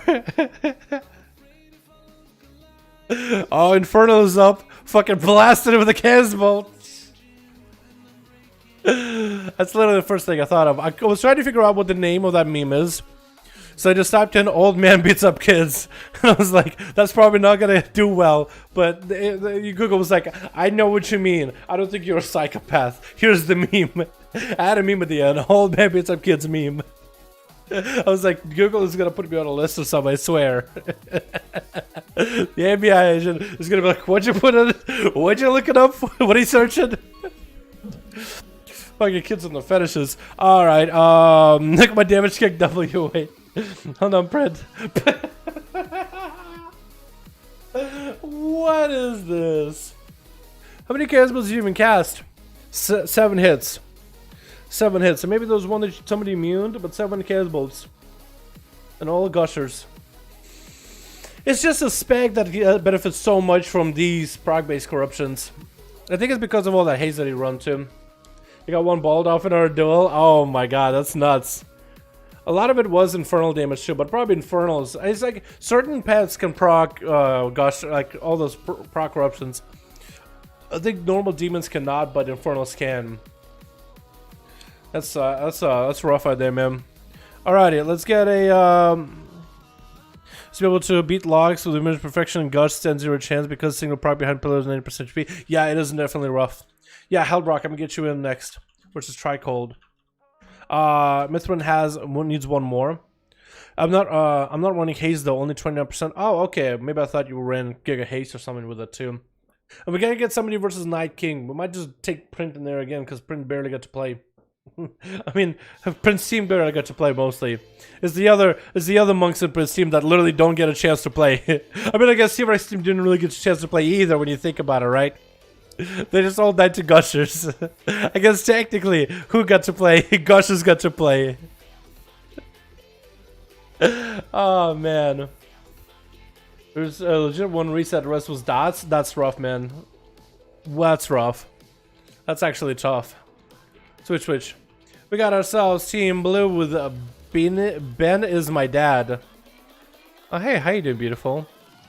Ben is my dad. We got Muhammad. We got ourselves North Side as a big old Fury Warrior. We got Sirakai, and we got ourselves Spart as Arcane Mage, and I guess Sirakai is Fire. Got a bit of Fire, got a bit of Arcane, got a bit of Destro. A bit of a mix of both. We got Heldrock on Team Red as a Survival Hunter with Ked in the back as a Woodwalker. We got Slide By as a DH. Stealth Bomb as a Rare Corrupted Mage. And Valrip making a comeback as a Red Paladin. How you doing, my man? With Heldrock going up first with a big old camo Spart. Popping in that Invis. It looks like it's going to be Heldrock getting open onto Spart. Arcane versus Survival. Who wins this, actually? I think it's going to be a very close match because both of these are about hit and runs. I think Spart has the mobility, though. I mean, Heldrock has a bit of mobility, too. But I think the Heldrock with dots is quite huge as well. With a stun to lock down Spart could also be rough. It's going to get a Reaper Flame stun to Spart. Immediate trinket out of Spart, though. Going to be a feign death for Heldrock. But now it's going to be them roots into a Master's Call. As Heldrock trying to see if he can get away from Spart. Blood of the Amy coming out for Spart. Does blink back onto an Invis. No way that Heldrock had a trap ready for Spart. There's no absolute way that he had a freezing trap ready for a... There's absolutely no way. Did he predict it? I mean, I guess you can see a little shimmer of where the back blink is going to be, but there's no way. Polymorph onto the pet for Heldrock as he's still doing massive damage to Spart. Spart breaking out of that Ice Block, but I think he might be done for. Trying to insta-cast as much as possible. 1 more nade lobbed in and down goes Spart. Hodge onto Heldrock. Trinkets and disengages immediately. Gonna have to kite around Muhammad. And that goes a little bit of that turtle shell. Does get him some manic bandages while Mali rolling onto the Paladin. It's not really going to do that much damage. Freezing Trap does stop him. It's going to be a trinket out of Muhammad, though. With a Shield of Vengeance to follow. Heldrock going to have to kite him a little bit longer. Needs to be aware of the next Hodge. If he could feign death before a Hodge and maybe have his pet eat the Hodge, that could be huge. Stun onto the Pala. Does have a Shield of Vengeance broken. And Hellrock is keeping max range onto Muhammad the whole time. Does Harpoon. Huge damage from that Mongoose Bite after stacking up a little bit of that latent poison damage. Muhammad does have himself a Bob. That's going to be huge right now for Hellrock. Because after this Bob, there's nothing available. He's going to have Forbearance. Quick manic advantage for Hellrock as he's recovering quite a lot of health. Getting a charge trap onto Muhammad. I think he just might have to wait until the bubble comes out of Muhammad too. Does get an interrupt. Maybe could be huge damage. The Paladin better have an answer. Hodge onto Hellrock. There's no way out of it. Might give him enough opportunity to get the bubble ready. Unless he might be done here. And Reaping Flame comes out. I don't know if Forbearance was up for him or not. But that's just huge damage. Good kites out of the Hunter, but also huge damage when needed. He's going for that big build up for the latent poison. Gets a dot, let the dot build up. Harpoons into a big Mongoose Bite. That's not even the Mongoose Bite that does a lot of damage. Actually, do you even run Mongoose Bite? Because I think you have to, because it's the only one that actually increases your damage well, doesn't it? I was thinking maybe those kill commands increases the damage of Raptor Strikes, but I guess Mongoose Bite by itself is a lot of damage. Gonna be a big old Casbolt at Hellrock. He does not get to feign it. Gonna be a stun's gonna trade as Hellrock is getting teamed up by a bunch of Infernos. And there goes a Fear with a freebie Casbolt. It's gonna be huge damage onto Hellrock. What? Did it shadow meld it? Bennett, is my dad gonna take it down? Massive eagles flying at him. Isn't it Hellrock that got Chaos Bolts, or is it Ben that got Chaos Bolts? What is going on? All of a sudden, Hellrock was getting the biggest damage into the Warlock. And Sarakai is going to be up next as a Fire Mage. Hellrock mounting up, getting hit with a breath. That's going to be a Poly. Probably going to be G-Pie in by Sarakai. No, Tricky coming out for Hellrock. Get your Freezing Trap onto Sarakai. Putting his Fire Mage on ice. He's gonna wait him out. He's not gonna have a trinket anymore against Sarakai. Mally rolling onto the mage, trading Mally back at Hellrock. He could feign death to remove the Mally. He does do that. Gonna be a Harpoon onto Sarakai as Combustion is ready. As long as Sarakai doesn't get interrupted on fire, they might be okay. But a lot of this Combustion damage is getting wasted. Just gonna get a Polymorph onto the pet. Hellrock behind the pillar, catching up on heals. Big Reaping Flames on the Sarakai and used to maintain the dots onto the mage as long as possible. That's huge amount of damage out of that latent poison too. Harpoon, big Mongoose Bite, breath by Sarakai. Does he have any answer for it? He does not go for a Polymer for the Hellrock or anything. Try to get a Reaper Flames on the Hellrock. Sarakai super low on health. Could be going down. Cauterize is available. Has Ice Block if needed. Might need to Ice Block high here. Or as high as the health from Cauterize is going to give him, really. That's a full manic advantage for Hellrock again. Trinkets are coming back for Hellrock soon. Sarakai is still holding on to a Trinket. Has not had to Trinket anything at all. Unless they're relentless. And then they can't even Trinket at all. That's going to be more nades and more dodge just on Sarakai. Just going to rot him down without pet damage as well. Still as the pet is no longer polyed. And that goes a breath onto Hellrock. Polymorph coming out for Sarakai. With a Greater Pyro. Finally, maybe he's going to land one G-Pie. Maybe some damage to follow after. Does get a rune into Hellrock. He just sees one more damage, one more hit onto Sarakai. Harpoon's next to him. The ring ain't going to happen. And Sarakai does go down. And Hellrock, as the 5 minutes are just happening. 5 minutes are just happening. He's going to have to go up versus Fury Warrior. Now, if Northside is the tanky build of Fury, he actually will be able to give Hellrock the run for the money here. But Hellrock with all that kiting, it's going to be kind of tough. Because when you have a pet for a Fury Warrior, it's just an extra target to leech health off of. And dampening is not even high at all. Going to be a stun onto Northside right before he can pick up the eye, get a charge onto Hellrock. That's going to be disengaged immediately for the Hunter. Northside needs to taunt the pet over to have at least someone to hit. That's going to be Reckless is up and running. Reflect available. Needs to go for heals immediately. What is going on? Where was that in Rage Regeneration? He must have used it at some point. But there goes it. Hellrock taking him out. Taking everybody out. Big old 1v5 by the Strava Hunter. Well, there it is. There it is. I still don't understand what happened with the Warlock that Chaos bolted at Hellrock, right? Chaos bolted him, right? Hellrock shadow melded. I can understand that. I can believe it. And then Hellrock started slamming Eagles back to the guy, back to back to back. Put in Survival and Survival Hunter. I think I would need to know for a title for a video, actually, King. It was the Worgen Hunter. Wargren was versing a Demon Hunter. I think it was Manji, actually. And he was just cycling freezing traps and steel traps and just surviving them for so long. Fading Death, which gives him 90% damage reduction for like 1 second. But then he just melted him with the Eagles. Like as if he's firing off Chaos Bolts. Like, what was that? I don't understand it, dude. But Survival's looking really good next expansion, by the way. It looks very strong. I tried out Survival yesterday. It's actually a very, very strong spec.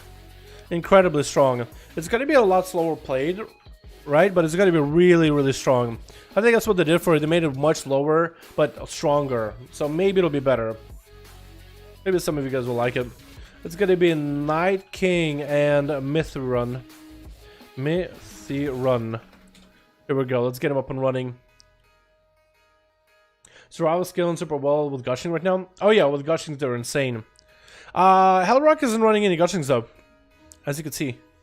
Reaper Flames, Lethal Strikes, Latent Poison, Mungus Bites, separating if it's eagles or not eagles. Azeroth Spikes, Pheromone Bombs, Serpent Sting. Yeah, so he didn't run any gushers at all. So maybe his old versatility. Yeah, I'm thinking maybe his versatility. Because I think that's another stat that Hunter can stack. Versatility makes it super tanky. And increases the damage of your other abilities too. I know they need a certain amount of haste. For PvP, I don't think they need nearly as much haste. In PvE, they just tackle haste. I know, right, Seawork? He did some damage there, man. Kind of funny when the Hunter does better PvP with a melee weapon, wink wink. I think it's awesome, dude. There's a lot of people that raid into dungeons that hate survival being a melee. They really don't like survival being a melee. But I love it. I like the uniqueness of it. I think it's really cool. I did a couple of dungeons yesterday, and one of them I ran a survival hunter, and it slaps. It does a lot of damage. Got some really good Legos too, but it does a lot of baseline good damage. Competitive to like marksman and everything else there. Switch. We got ourselves Chat on Team Blue with Chilpas in the back. We got ourselves Food Fetish X as a Shadow Priest, Garber, and Kaz the Lord. Oh, boys, I got excited because of the Shadow Priest, not because of the name. Let's be honest here. We got ourselves Seawork on Team Red with Kurohan. We got ourselves Clam. Gonna be first up after Slaying Print. We got Shift Happens back here. And Spicy Nugget. You're my favorite. Now that's a name I can get behind. We got ourselves Clam going for a Hodge with the Kaz the Lord. Trinket for Kaz immediately. As both paladins popping wings. Shield of Vengeance out for Clam. Kaz the Lord might pop a Shield of Vengeance. Looks like Clam is going to take more damage. Clam takes so much. Not even Shield of Vengeance for Kaz. What is going on? Clam having to bubble this. Can you break through the shield? He does break through the shield. But Clam, you're in such a bad spot. You need health. Bike into Kaz the Lord. He still has a bubble if he needs to. Dropping down that hammer of wrath onto Clam. What is going on? Kaz, why are you hitting so hard? Why? What's going on? How are you doing this? Because we had paladins on EU yesterday also hitting really, really hard. Like incredibly hard. Are you guys trying master build or something? Or is just paladins got a bunch of versatility? Looks like Kurohan got a very, very interesting fist weapons. He got the fist weapons like blades on his wrists, which looks kind of cool. But Kira trying to see if he can catch up to Kaz. Going to be a Hodge into a human racial for Kira head. Blood of the enemy onto Kaz the Lord with touch of death. Does pop a bob for it. Kaz the Lord saw the touch of death, but as soon as he sees, I think he did it before blood of the. As soon as he saw blood of the enemy, Kira handles blood of the enemy as a Woodwalker monk. Interesting. I'm pretty sure all of them play Conflict and Strive, but maybe for this man that might be huge. Maybe he's trying to go for the biggest damage ever. He's gonna back roll. I never see monks back rolling like that. I mean, you can. Nothing stops you, right? But I've never seen him roll backwards like that before, really, ever. At least in PvP. Kaz the Lord trying to see if he can catch up to Kirahead. Shield of Vengeance up and running and ready to go. And Kirahead looking like he wants to bail the hell out of there, waiting out for the Shield of Vengeance. Kaz the Lord has a lot of damage saved up and ready to go. But we'll see if for Kirahead, if he has anything up his sleeve. Looks like he actually might have popped the trinket. He's looking a little red. Looks like he popped the trinket to beef up his own health. That or is a versatility PvP trinket to increase his own damage. Either way, Kaz the Lord popping and big damage into Kirahan. Huge, holy damage. Kirahan might just be down if he just gets a glimpse of the guy. Didn't even matter. Apparently, Kaz the Lord that has damage that's just going to take down people either way. What is he running? Is he Gushers? Was that a Gusher? Spicy McNuggets is going to be up next as a Fire Mage, already getting blasted from afar by Kaz. No, Frost Mage. Go on. I feel like for a guy named Spicy Nuggets, you should play Fire. Like, it's almost illegal for you to play Frost. Because otherwise you're just frozen food, man. You're frozen nuggets.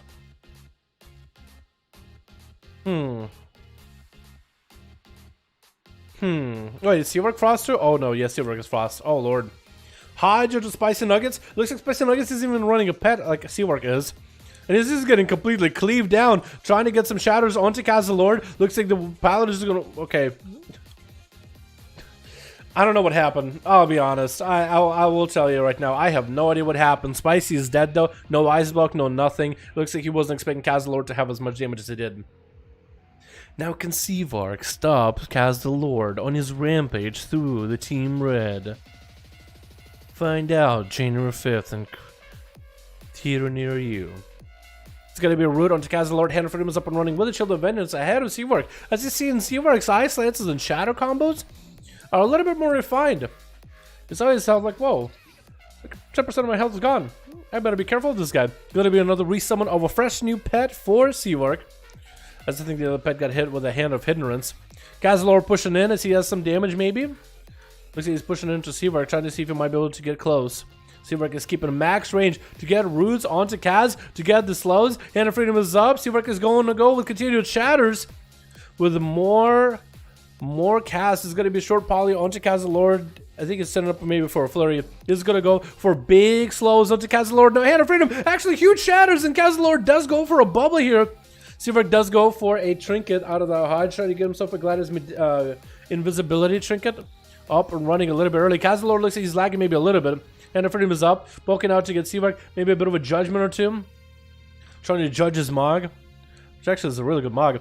Execute sentence on the Seavark. Taking a lot of damage from Kazalord. What is this mastery damage? This man is actually doing so much damage from a distance. Breaking through Seavark's shield. One more judgment I think might just have him. Does get interrupted to Kazalord. Does Seavark have enough to finish it here? Kazalord is super low, so Seavark could be anyone's gamer at this point. Kazalord, Hand of Freedom up and running. Shield of Vengeance keeping him alive. And there goes the flashes of light. And Seavark might need to go for some food immediately. Kazalord, does he have the Hand of Freedom to get out of here? NASCAR up and running. Polymorph onto Kaz. Oh my god, that hammer from a mile away just took him down. That hammer was just so long. He just kept spinning and spinning and oh my god. What is this man's damage, dude? What is this man's damage? Lethal strikes? Is it really just procs for lethal strikes? Wasn't even judged? Oh, really? So I think he threw the minute-long hammer at you, right? He threw, what is it? Reckoning. I think it was Hammer Reckoning that gives him the minute-long wings. It looks like Kazalord is lagging a little bit. Actually lagging quite a bit, isn't he?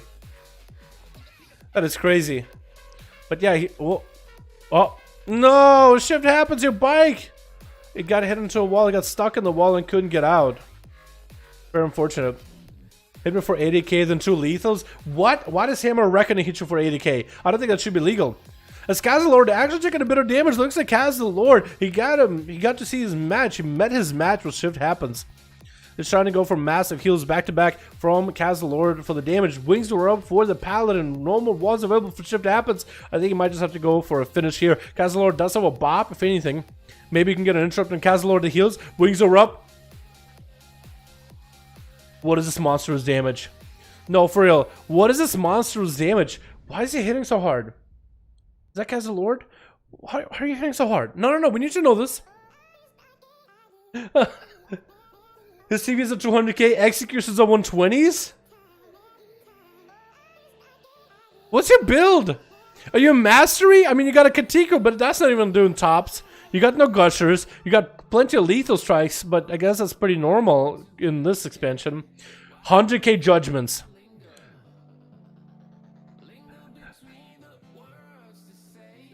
What'd you say? I'm spicy, not cold. I saw spicy nuggets and I was like, wait, why is he frozen? Why is he freeze? 100k Wake of Ashes WTF? No. We need to see how big this guy is. Hold on. No. I kind of want to look up Kazalord. I feel like by looking him up, I'll give away what his build is. But I'm interested. Hold on. I want to see what Kazalord has, boys. I want to see what he plays. Because he's doing so much damage. Print is ready, 5 out of 5 still. I think we got to get Night King back against him. Alrighty, boys. So this is the man right here. He might be in his PvE gear too. So let's be for certain. So he's playing Conflict of Stride. That's perfectly normal for Palace. Avengers Light for a master increase with double justice. Lies Decree and Avenger's Might. And Avenger's Might, so he has a lot of mastery when he has wings up. Like 3,000 more mastery almost. Mastery, versatility, Versa. Attacks from an ooze of side creatures making them deal damage to him. Versa. So he seems to use all Versa. Oh my god, he's got a big alchemist trigger for lots of Versa. He's got an on use. Yeah, so it looks like he got he's actually pretty straightforward. He's got one masterful in his gear, and he doesn't do a lot of damage when I don't think he does anything special, boys. Lawbringer. Yeah, I think it's clean. I think it's just a very clean shaven paladin that got a lot of crits or something. That's crazy. That is actually insane. Okay, well, we gotta get Night King back in there again. We gotta get Night King back in there again. We have to. 224. We got ourselves Night King, Tricold. I think I have to play against Heldrock. Let's get Night King versus Print, yeah? Let's do that. I think this will be a very fun one to watch. Night King and Print. Group left got a reform. Okay, well that's unfortunate. Tricold is ready. I guess we could do Tricold versus Print. Yeah, let's do Tricold versus Print. That might be a little rough, but we'll see. Maybe Print will go first. Maybe we'll go last. We'll see. Print and Tricold. That is a lot of damage out of that man. Oh my goodness. Lord Kaz, Pia, I'm 50% verse with wings. I have 150% mastery. I think he has more than 150%, 105%. Because you can get over, yeah, my paladin has heroic shoulders and heroic helm, and I can only get over 120% mastery. So he probably in that 140 range at this point, honestly, if not 300. With one masterful, you can get a lot of value. A lot of value. But also that versatility buffs the damage of abilities as well, just not directly like masterful does. But man, this guy got some big damn. That explains. Some arcane gear, and arcane doesn't really play verse. Yeah, arcane with haze, this seems more value, honestly. It seems more fun. It looks like it's a lot more fun. That was crazy though, dude. That paladin damn. Switch. Does Print have people? Or okay, it looks like they're loading in. We got us those big bolts on Team Blue with Ben as my dad. We got us this Brofist as a big old orc. We got Fast Skills, Hi Jim, my man, and Sparticle the Arcane Mage. Versus Team Red with Kane. We got us this Milord Palamanji DH. Going to be going on first, but it looks like Print Warlock in the back. And Walk on the Monkus. Manji gonna have to go up versus Brofist. Oh my god. That mount, dude. That mount is so good. Oh, I also love his weapons. The big old drills. He's got his what? Okay, hold on. Excuse me, Manji. I'm sorry. What? I'm sorry. What? He got hit by Incap and he's just doing circles around Brofist while Incapped. What is going on? Brofist getting hit with an imprisoned Manamorphous coming down onto him. Immediate karma as Manji tries to get himself an open or burst damage onto Brofist. There goes that darkness. Going to use that a little bit early. I think Manji might be severely lagging here in today's duel. Touch of death onto Manji. Looks like he's going to be flying up in the air. Still going to take the touch of the damage. Maybe it was a lot. Maybe it wasn't. Quite a bit of damage. But it looks like Brofist wasn't able to capitalize too much of the touch of death. I think most of it got absorbed into darkness. But it does seem like maybe Manji's lagging a little. Big Whirling Dragon Punch for Brofist. Manji just catching the hell back up, back to back though. Yeah, I do think he is lag. Oh yeah, that's some bad lag. He backflipped in midair and then only moved like a second after. That is a little rough to look at. Hopefully Manji's connection fixes itself, or maybe hopefully it doesn't really... Hopefully it doesn't bother him too much in terms of the duel. But Brofist, actually down on every defensive, is going to get a lockdown onto Manji. Fist of Fury from every corner of the world with the Whirling Dragon Punch to follow. The Zod Streaky coming in from Manji as he gets a big AoE stun into Brofist. That's going to be ring of boopity bop, and Manji, being a Demon Hunter, can just get around it.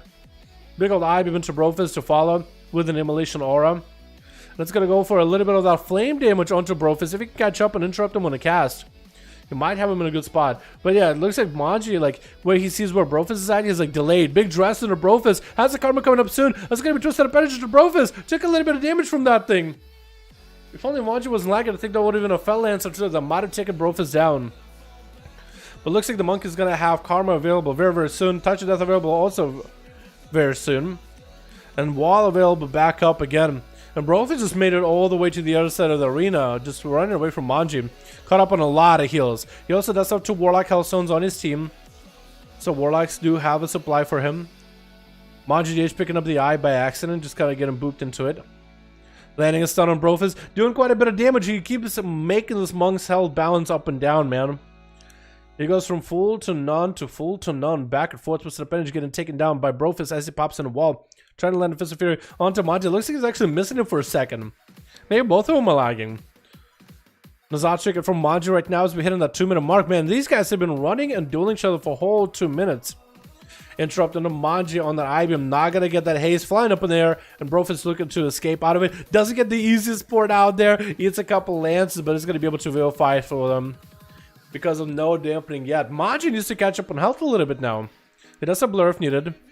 Warlock's setting up gateways. Actually, Manji also has a Warlock Health, so he's fine. So it's actually as fair of a deal as he can. I think Manji actually walked out of the dress away from Brofist.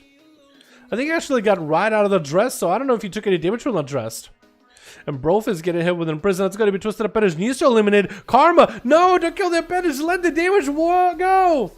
That actually would have been so good. Brofist, I know it's like you see appendage, you got to kill it. But Karma. Just slap it on there. Let the Twisted Appendage fuel that Karma. Give you more healing and more damage to Manji. It's actually worth. It's actually huge. Stun onto Brofist. Reverse stun onto Manji. Could be going down right here to the Monk. Big Whirling Dragon Punch. And Brofist does end up taking him out. That's rough, man. That's rough. And there's going to be another Monk with Kane going up next. I think he's also lagging a little bit. Hopefully not. Brofist is going to trinket out of the leg soup. Was that a big touch of death out of Kane? It was. Not the biggest, but that's why he's trinketed. Ring a boopity bop, and Kane is not going to be able to get around to Brofist. And there goes the port. As Brofist actually just kited Kane around the corner. Completely kited him around. That's rough. Big slappers by Kane, though. He got them Raden weapons. Because you're going to be hitting that 5 minutes favor soon. Boys, touch of death onto Kane. As it's going to be huge damage out of Brofist. Kane might just go for Karma here. It's actually going to go for a Diffused Magic. Both of them pop Diffused Magic. Kane did not pop Karma at all. I don't really know if Diffused Magic taps a touch of death, but there it is. Karma coming out for Kane. Brofist does not have a Karma. Needs to minimize the damage to Kane. This is where the other Monk tried to catch up to Brofist. Might be able to have him here. Lexup stopping him for a second, but a trick coming out for Kane. Brofist does pop himself a wall, and Kane is actually out of defenses. Brofist catching up on heals a little bit. Gonna be Ring of Boopity Bob, keeping Kane at bay. And Brofist has a Karma back up. Big board for Brofist. And I think Kane was more trying to get away from Brofist, expecting Karma maybe. Fist of Fury for Fist. Karma coming out for Brofist. Kane is actually just going to fuel that Karma. And Brofist is a perfect opportunity to either get aggressive or just stop and heal. Looks like he's trying to see if he can get aggressive. I don't know if Kane can actually use those slappers through the wall onto Brofist to fuel for that Karma, if he can or can't. I don't know if he can. In cap to Kane, and Brofist should be able to recover. We hit a 5 minute, boys. 5 minute mark with 3% dampening rolling up. Dampen is only going to get higher and higher here. I hate Monks the only run. Monks do run quite a bit, and Brofist taking the gateway. This is why I tell Warlocks you shouldn't set up a gateway unless you're next to go, but I think they are next to go. And Brofist is getting himself even more mobility out of this. Which you can't really stop somebody from taking a gateway, really, can you? But what can you do? Brofist gets himself a bit more mobility. And Kane might be able to lock him down. Port coming up for Brofist. Kane is aware of it. He did set up a counter port for it. Brofist dragon kicking far away, and Kane. I mean, at this point, this man might be ripping his hair out like I cannot catch this guy. He's just running all game. Ring of Peace is helping Brofist quite a bit, though. I'm wondering what Kane is running instead of Ring of Peace at this point. What is which run? I guess there is a talent where I just spend, or maybe not. Kane is like, you know what? Well, we basically got a reset, so we might as well honor duel. Maybe I can get him out behind the pillar. It's like we basically got a reset. It's basically an honor duel. And Brofist actually has all the defenses back up. So does Kane. In just 10 seconds, he'll have a trinket. Oh my goodness. Brofist has a port set up in cap onto Kane. There goes. He goes for damage. Big touch of death coming out. Gonna be a big dress onto Kane. Does hit him with an in cap. And a leg sweep to follow. Brofist is going to trick it out of that. Trick is getting traded by both. Kane eating that touch of death. Looks like Brofist might just commit the damage onto Kane right now. Kane taking a port of his own. He's taking a page out of Brofist's book. It's going to get him rooted down. Kane could go for some damage of his own onto Brofist, though. Ring of Boopity Bob is going to stop. And though Kane does not have an answer for this one. Seriously, I gotta see what else you can get instead of ring. I know you can get like a leg sweep that lasts a little longer, maybe, or a leg sweep that comes back off cooldown faster. Karma coming out for Kayn, and Brofist bails out of it. That's gonna be fused magic for Kayn too. Kayn actually went through every defensive. Brofist still has defuse, still has Karma. So Kayn is gonna have to be very, very careful with when he uses Touch of Death onto Bro. Kayn backing up, making sure to get himself another Hellstone for this duel. 7 minutes, boys. These guys have been running away from each other for 7 minutes. I was giving some slappers by Kayn, but looks like Brofish is still just continuing to run as Kayn got any kind of damage. He's really playing to the cheesiest version of a hit and run strat. Yeah. Kayn took the gateway first. Did it really? Did Kayn take the gateway first? I didn't even watch. I guess I missed it then. I'll refer to the chat. The chat says Kayn took gateway first, so I guess it's okay. Yeah, I mean, both gateways at this point, like, what can you do? This is equal as it can get. Kayn taking a bit of damage. Brofist, does he go to commit the damage there? He does get a port next to Kayn. Roll away, and a dragon kick coming out for Kayn. Does get a lot of mobility away from Brofist. But maybe this is where you go and just finish the damage. Spinning crane kick coming out for Kayn. Does he have any damage to follow here, though? In cap onto Brofist. Fist of Fury locking Kayn down for a second into a rising sun kick. I said Fist of Fury coming for Kayn. Does get to parallel Brofist damage. Brofist actually getting low. Looks like Kayn might have been able to turn around. Does get interrupted on the cast for Brofist. He cannot heal himself for a moment. If Kayn has mobility, he might be able to get on top of Brofist ASAP. Kayn does need to catch up on health quite a bit though. Does have wall. Both of them have wall actually. Both of them are trick as defuse magic coming out for Brofist right now. And if Kayn has any mobility, dude, he might be able to do something here. Maybe. Fist of Fury flying for Brofist. Kayn getting locked down for a second. Leg sweep to Kayn. Does have a trigger for a leg sweep to Brofist. Does he go for the damage of his own? Does get emerges up around. It's going to be Fist of Fury stopping him. And that's going to be the port. Does get to dragon kick on top of Brofist. Both of them are super low. Karma out of Brofist with the touch of death to Kayn. Kayn goes for a Karma onto Brofist. Who is going to be down here? I think the touch of death is going to tick onto Kayn. And Brofist might be going down to Karma from Kayn. And there it goes. Did Kayn have a touch of death of his own too? Gets the shortest board ever. Bennett's trying to maybe get a setup onto Kayn, maybe get a root. There goes the gateways. Oh lordy, there it is. As we hit on that 9-minute mark, that was the longest duel between two monks, man. That's probably just the gate before me. That is the one too. Yeah, that's fine. Yeah, normally like we can't in these duels stop somebody using a gateway. But just for Warlocks, I usually say, hey, if you're gonna next after whoever's up right now is up, if you want to set up a gateway when you're next, right, then go ahead. Because some people won't even let you set up a gateway, which is fine. For Warlocks, it's hard to, because like some people won't follow the rules if we set up that kind of rule. So it's kind of like a hard rule like that. Like let a Warlock set up a gateway first. Some people won't listen to it. So it's like a soft rule, like, okay, just set up a gateway before you are the one who goes up. Because as soon as it's your turn, the other person can just attack you immediately. But prior to it, I think they'll let you. Chaos Bolt to Kayn, no Karma available. I think one more hit needs, and Chaos Bolt flying Kayn, it might be done, and there it goes. Ben taking him out, and Wallgun is going to be one more monk. Are you guys started monks yet by any chance? Brofist just rolled in place, did it really? I think it was lagging though. I think some of these monks were lagging. Ben goes for a conflag onto Wallgun, getting him with an in-cap though. Ben getting loaded up with a big old stun, big old touch of death. For Wallgun with a wall as well. Ben I think might be down with it. There it goes. There it goes. Did not have a... He did wall something. He also had a shield. Dark Pact with a pet. That's an interesting talent. You don't really get a lot of people seeing it. Big Bolts is going to be up next. Just see you have the big setup onto Wallgun though. Because Wall came in. He did use quite a few defensives there. He used Diffuse Magic as well as Wall. Going to be a Chaos Bolt for free for Big Bolts. Does get a flag onto Wallgun with a fear. Can't really stop him. Cataclysm does miss the Kata though. Very unfortunate. Stun onto Wallgun with another Chaos Bolt. Does get interrupted on a fire though. Could go for a fear. That's going to be Infernal coming down. And Big Bolts in cap. Can't really do much about it. And Wallgun might have to make this Infernal load him up full of Karma. Unless you use for port. Man, the port goes that far. That's crazy. Big Bolts porting in next to Wallgun taking the gateway. There's going to be one Chaos Bolt, second Chaos Bolt. That is going to be Karma, at least for Wallgun. We'll be able to get a little bit of health, a 42% dampening. It's going to be much harder to get a lot of heals. When Big Bolts just blasted through the Karma, he doesn't care. He's just going to blast through the Karma. He absolutely has no regard for his own health. is going to go for a Warlock to interrupt Pet's cast from Print. Mortal Coil onto Print with a Chaos Bolt right after. And Print has an Infernal ready and available versus Big Bolts.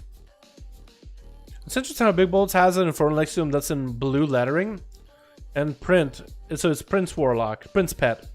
But Print is going to get attacked with a Pet with red lettering. Ooh, Reflect available for Print though, for Big Bolts. Interesting, interesting. The Reflects for Warlocks might make it an interesting duel. This is going to be both Fel Hunters available. And it looks like one Fel Hunter is on Big Bolts, and Big Bolts Fel Hunter is on Prince Fel Hunter. He keeps going back, and I guess maybe he might just want to kill it. Prince try to see if he can get a new fresh puppy dog available and ready to go. That's going to be Fear onto Prince Pet. You kind of got to wait until the pet is available to get an interrupt. Mortal Coil onto Big Bolts. Does some Fears. Fear going to get interrupted. Casbolt maybe going to make it happen. Nope, Casbolt does not make it happen. And Bolts decided just to bolt the pet instead. 2 Casbolts, not enough to kill it. And Print is going to summon a new one. Maybe this is the time for Print to get some damage. Looks like the pet for Big Bolts is CC'd. Big damage onto Print with huge damage out of Big Bolts. Mortal Coil onto Bolts as Print just bolting him. Big Bolts' name is actually very, very unfortunate because Chaos Bolts, Bolts. I'm saying bolt all day. It feels like. No. More Chaos Bolts onto the Prince Fel Puppy, but Chaos Bolts getting interrupted for Big Bolts. See what I mean? It's a little rough. It's like seashells down by the seashore. But with Big Bolts, it would be like, how much bolt would a bolt bolts if a bolt could bolt bigger bolts? Kind of deal. It's awful. Double banish coming out for both the Warlocks. No pets are available. No interrupts going to be up. Big Bolts chucking down a big old Casbolt was available. Has Reflect, and Print is going to CC him with a Mortal Coil. But somehow still find the thing. Bolts ended up Casbolting himself. Even though Print CC'd himself with a Mortal Coil, Bolts ended up Casbolting himself. And Print is going to be down for the count as an Infernal drops in for Big Bolts from Bartholas. Fear onto Milord Pally. He trickets out of the Fear. Looks like Milord is lagging a little bit here. Looks like a lot of these guys are lagging. Maybe the server? Maybe it's the arena? There's a arena lag, maybe. And Milord tried to see if it could pop big damage. Big Bolts getting hit with a stun. Big Temple Verdict. And Milord bailing out of it. We still have Spartan. We still have fast kills here. Is it lagging for you boys too? Is it everybody? Maybe it's everybody that's lagging there. That's hard. But Sparta's going to let Milord Pal at least get a full reset there. Let's catch up on heals. No shield events available to us. Ward of Glory at 6% dampen. It's not going to do much for you. Bubble is huge. Bop is useless versus the Paladin. So for Milord, the wings and locking down Spart and utilizing Hand of Freedom and NASCAR, the pony, is going to be necessary. The more optimal he is with it, the better. Making sure he's fully buffed up, and I think he's ready to go. Spart gave him the perfect opportunity, gave him the honor duel. It's going to be so low in dampening. I think for Spart, it actually benefits him. Milord does have a bubble, so I guess it's not completely out of options. Landing a poly onto Milord. Did have to double shimmer for it, though, so that's a little bit rough. Does he go for the big blood of the enemy? He does get rooted into Milord Pala with a bunch of missiles to follow. I don't know if he wanted to go for a blood of the enemy right after, too.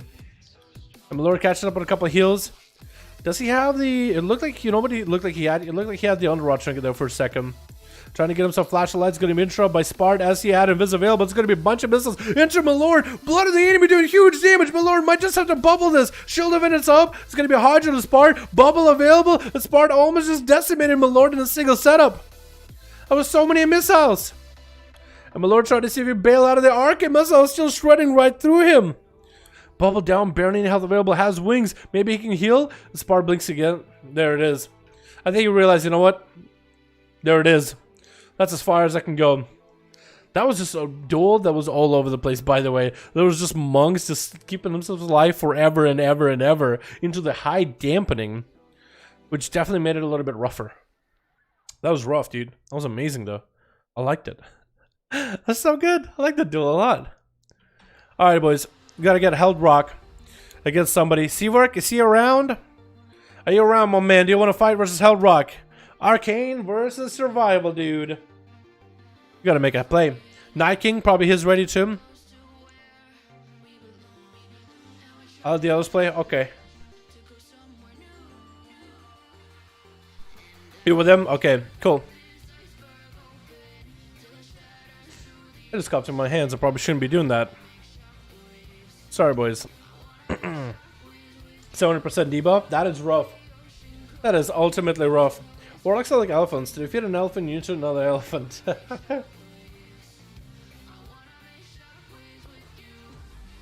I agree, Athon.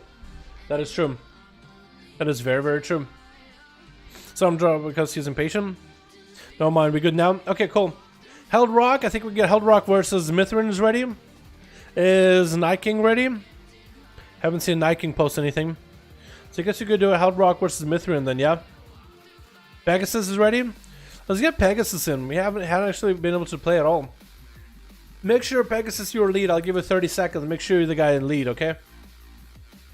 I have no heal. Yeah, that's a rough one. That's definitely rough.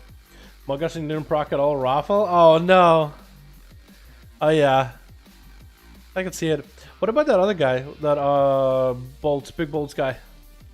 Where is he?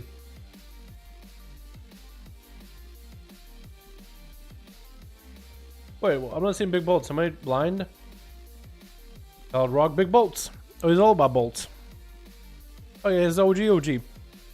Maybe it's all Versa. Maybe that's his survivable. I feel like right now you either go for Gushers or you go for big verses. I wish in PvP we could go like full mastery. I guess there's some classes that are going all haste, but I wish you could go full mastery, full crit. You know what I mean? Crit damage. But all this other stats are just not nearly as good generally, unless you're a certain class. He's running full haste. Oh, is he? Oh, okay, that's interesting then. I like that. I like that. Yeah, it's hard to tell. I feel like it's just you guys have such fast cast, but it's hard to tell whether you're running all expedient or not. I guess more like the best build is haste. That is nutty. Alrighty. We gotta get ourselves a Pegasus versus Held Rock, boys. Holy Pegasus is lead. Alrighty, let's go. Isn't his the best build anyway because you get 3 bolts and 1 coil? Oh, true. 1 coil and all the bolts. You got all the haste procs. I can totally see it. That's crazy. You die so fast? Yeah. I love you, my bad. Yeah, you're good. I gotcha.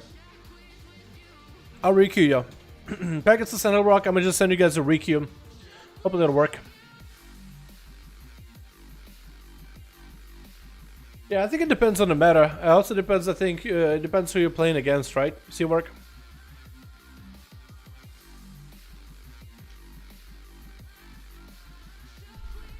Yeah, I think if you're gonna take a lot of damage, then maybe you go for a half and half. Because I've seen some Warlocks who are running haste versa, like experience and versatiles. I mean, some might go onto full haste in some situations, certain comps where like the Warlock isn't gonna be sat on. But where class is just gonna sit on the Warlock and train him down. Being tanky, I think, just helps a ton. Unless, you know, let's say the enemy team is gonna go against you heal all the time, then maybe I could totally see go haste. Punish him for not sitting on you. About 6 times because there's still locks. Oh no, that's awful, dude. Double Destro. I think we'll double Destro because like if you go for one Warlock, the other will get a free cast. So that's why they go for double haste. Because at least one of them is going to be a threat. Because the one of them can like 1v2 basically.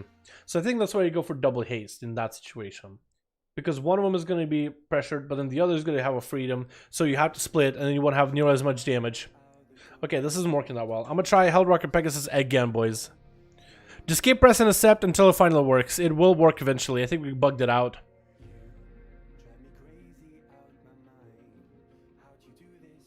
Okay, I think we're good. Maybe? Or maybe not? It'll work eventually. I'll give it a bit of time. But yeah, I think if you're playing, let's say, Shadow Priest, Destro Warlock, maybe people will go Shadow Priest. And then you could go haste as a Destro and really punish him. Imagine if Rate of 5 was still a thing for Destros heal a comp. It'd be like 3 Destros, 2 like Holy Palace, I think. 3 Destros, 2 Holy Palace. You can kill anything and you never die. The peeling is out of this world. Literally can't play the game. Yeah, no, it's crazy. They actually peel quite a lot. That's the last game of the day. We'll see how I feel after this one. Alright, Pegasus, Held Rock, I'll requeue you guys again. Hopefully it'll work. The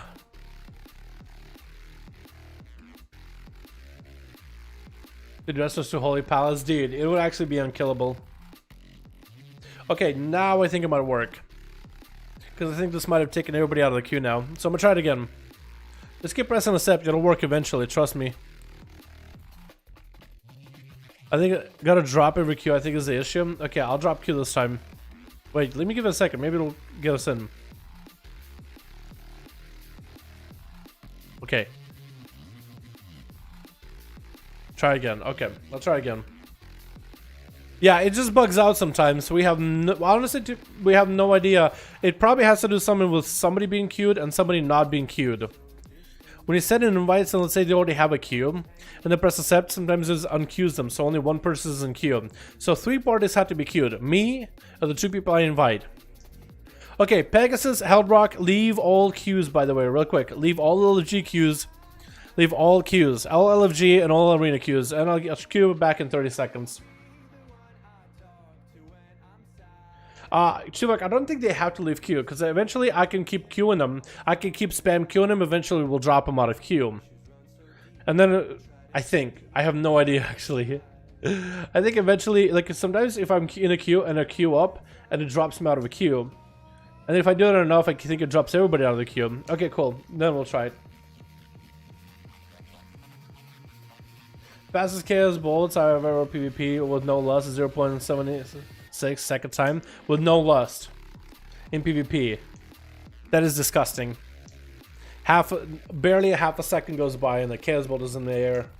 It left your fingertips and it's on the way to meet its target. Alright, anyways. Dude, this hunter's name Hips and Nips. I love it. I love it. Ah, fan. I'm a fan. Did I save the last one? I think I did. I'm gonna make sure I save it though. I like that we get in this arena now. All of a sudden we're starting to get like different arena variety. We never see this one in 5v5 1v1s. We did yesterday for after them. I miss Shotguns was SLS and Warlocks. My god, dude. Shotguns were nuts. Shotguns were nuts back in the day.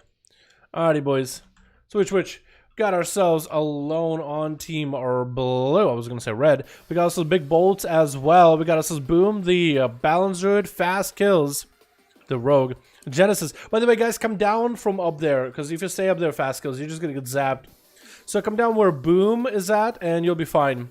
Otherwise, yeah, it's gonna kill you. First one is just a little zap to push you out, and then it'll do damage, and then third one will kill you. Yeah, there you go. Third one would have killed you. And then we got Chet on team red. We also got Seavark back heel. Heldrock, Hips, and Nips is gonna die. Oh no, we already got one down, boys.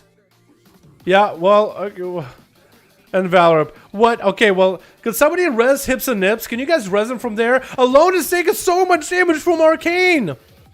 Missiles just flying for Seavark. Huge damage. Yo, can any of those guys reach him? I don't think you can you? Yeah, I think he's just dead. Yeah, so if you gotta get this arena, you gotta pay attention. That's a little unfortunate. They can't? Oh no.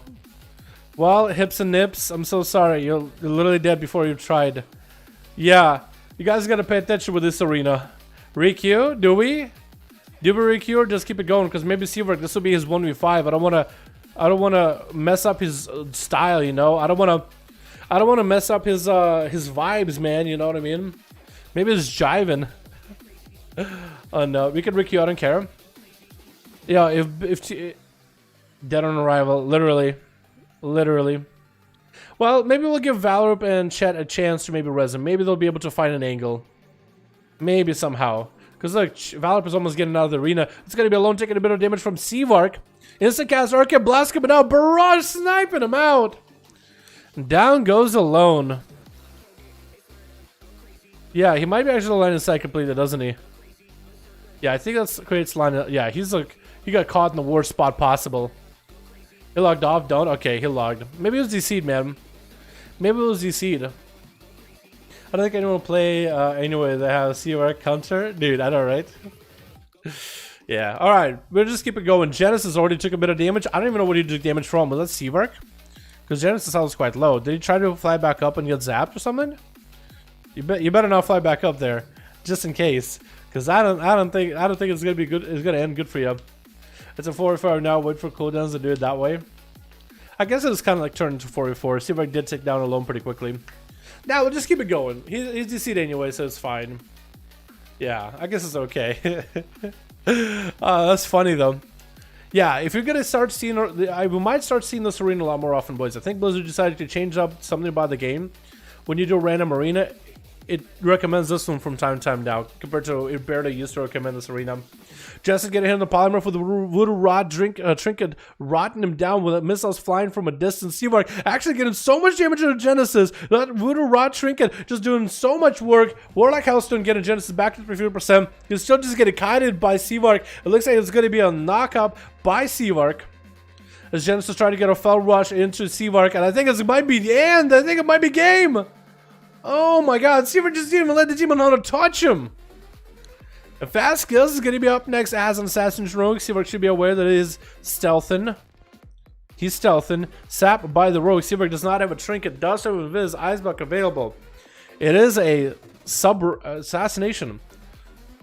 So that means he only has one Shadow Step. So as long as you can get damage out of that Shadow Step, you're good. Mally rolling into Seavark, making it harder for him to heal. That's going to do quite a bit of dot damage for Fast Skills, actually. Seavark having to pop a cloak here, and that's going to be a lot of damage out of this Rogue. That's just the opener with a Mally? Oh, that was brutal. Was that with a Reaping Flames too? Looks like Seavark is going to blink back, trying to catch Fast Skills. Does pop and Vis for a second, rooted to Fast Skills. Might be able to get a lot of damage onto the Rogue by getting thrown at Seavark. Is he going to be able to outrange it? Might have to ice block it. Big damage. Seavark had his shield available. And honestly, he might have to ice block this. Might have to ice block early. Oh my god, he's actually still just proccing. And there goes Fast Skills, taking him out with the fastest kill ever. And Valorp is going to be up next, trying to see if he can catch the Rogue. Does hit him with a hand of hindrance. Fast Skills actually able to play, get into that better shot of Valorp with a kidney shot. That's going to be huge damage. Oh my god, it's huge damage. What? Valorp almost melted to the Twisted Appendage alone. And Fast Skills just vanished out and just garroted Valorp as soon as he came out. Bubble down for Valorp. Does the Shield of Vengeance. I don't know if that's going to help them much. Cloak and Evasion up for Fast Skills. Just to break through the Shield of Vengeance. Valorp actually getting instant cast heals while wings are up. And Fast Skills Evasion is going to be down very, very soon. Shadow Stepping, trying to get away from Shield of Vengeance. I think he's just waiting for another kidney. Twisted Appendage proccing. Not going to be able to get the Twisted Appendage free damage. But that is just huge for Fast Skills. Does he have a Shadow Step to interrupt? Valorp does get wings, and Fast Skills just looking to catch himself a bit of a reset. Oh my god, that was so much. A wasted trinket was dead? Yeah, it's all good Seavark. Yeah, it's a little rough one with Assassin. Like, if you can catch yourself high health, and you can just kite him all day. But if you catch you out of bounds and really get you low, there's Arcane just doesn't heal. So that was a strong opener that he had on you. That's tough one, man. I'd have to that too as Outlaw all the time. Honestly. Bob, getting belted by Fast Skills with the Reaping Flames to follow. Mally roll into Valorp is going to at least limit the amount of healing Valorp does. Which also, the Mally should get quite a bit of procs for Fast Skills attacks too. From Essences. Going to be execute settings on the Fast Skills. Does Valorp have a Hodge? No. Killing that tentacle yet. Blind to follow. Fast Skills might have gotten himself a reset. Valorp, unless he has a trinket, he can't get out of this. Maybe he used a human ritual earlier. No bubble, no bop left. Fast Skills might just be able to end it. Unless Valorp has a human Rachel or something left. Or a trinket. Maybe a normal trinket is all he has left.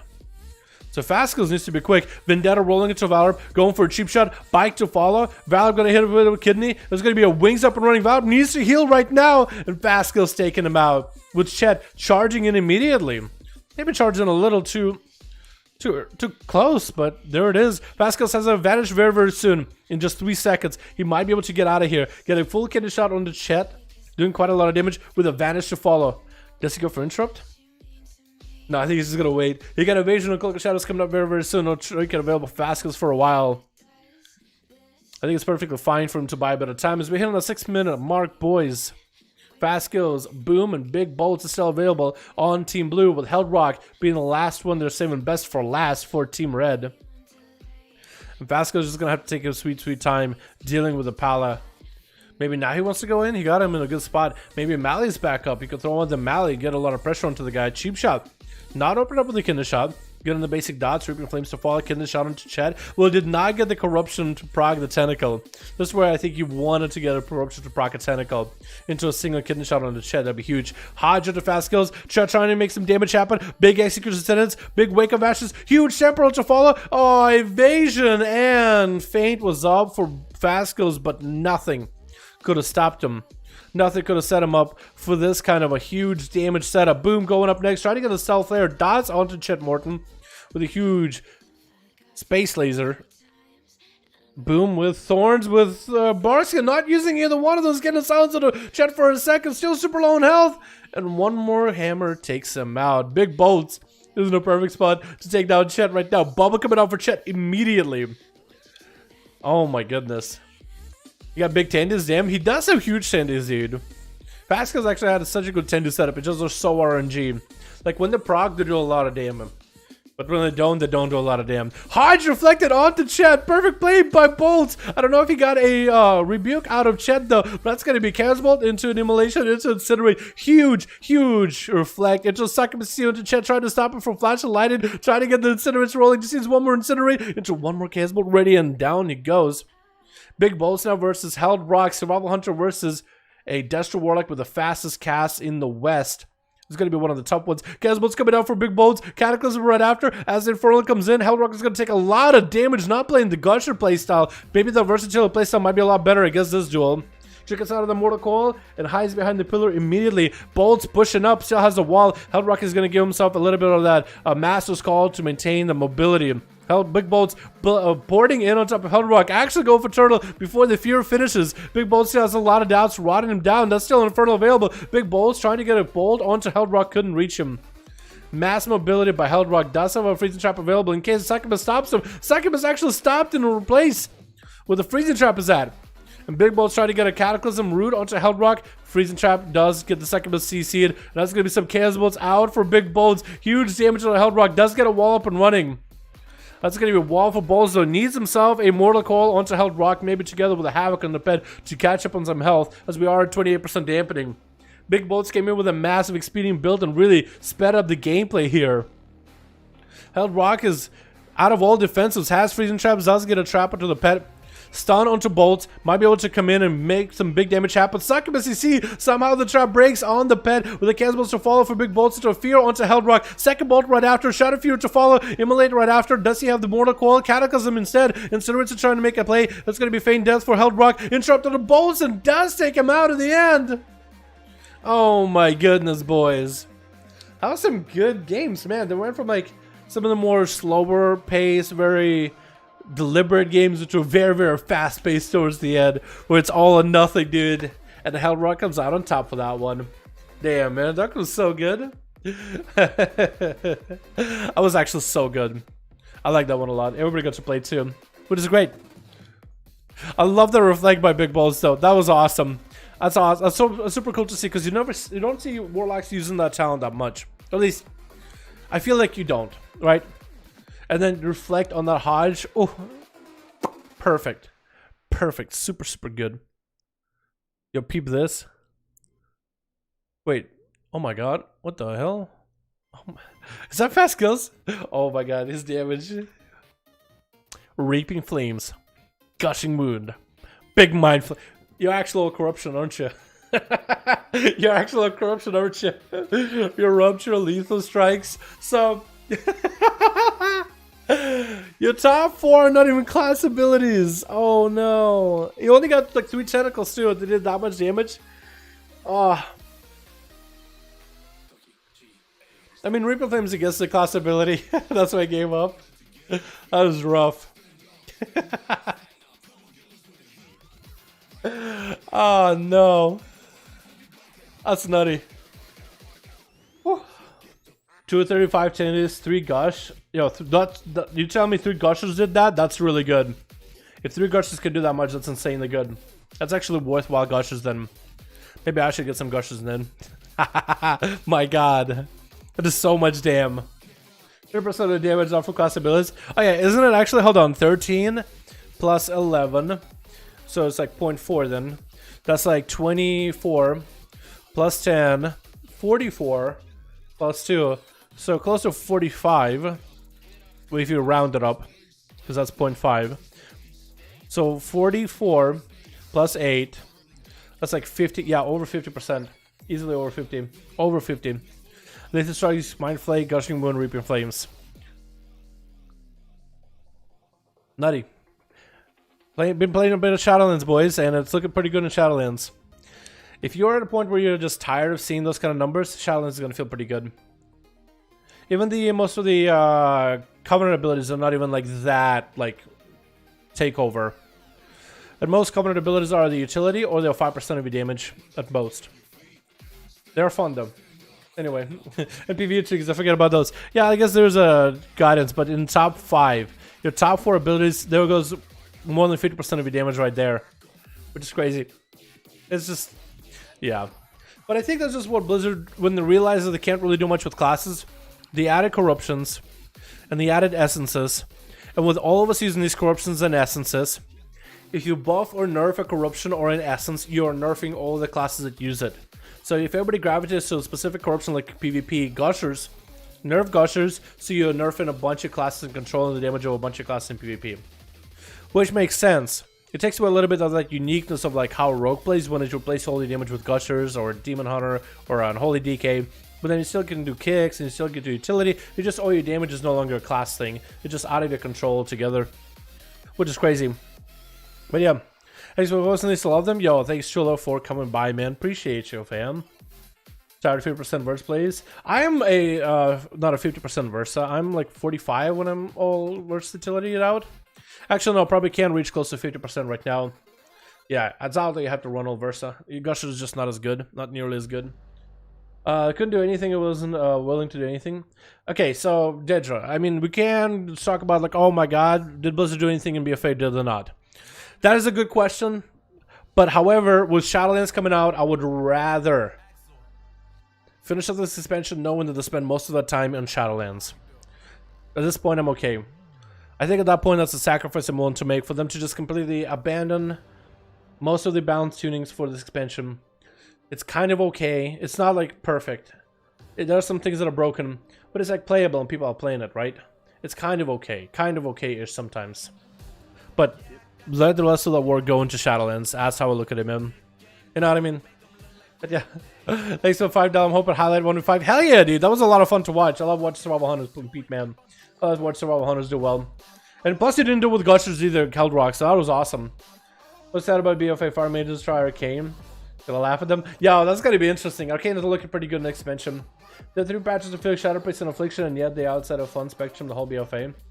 And yet there was outside the fun. Well no, Shadow Priest and Affliction are actually really good in raiding environment. In pure raiding and maybe in dungeons actually were really strong.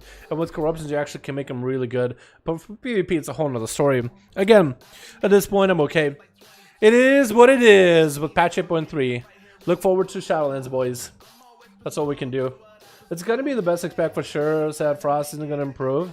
Oh, I mean, so they are looking at like what deals most damage, and I think there is some number coefficients of what does most of your damage, right? See work. Take a look at like Frost Death Knights. No longer will Frost Death Knights have their Frost Fever be the most damage of their attacks. No longer will Frost Fever be the strongest attack, unless maybe they go for Giga Mastery build. But right now, baseline, your dot isn't the strongest attack ever. And then auto attacks, and then other abilities. Your biggest attack is Obliterate. And then it's Frost Strikes. And then it's autos. And then it's a bunch of Frost abilities, one of them being your dot. So that is a good, so that's just a nice change for Frost Death Knights that refocuses which ability should do the most damage for them. Now this looks a little different if you run dual wield, because you have like 2 obliterates, you want main hand off hand, but still your Frost Strikes and obliterate main hand is going to be generally higher than the rest of the attacks.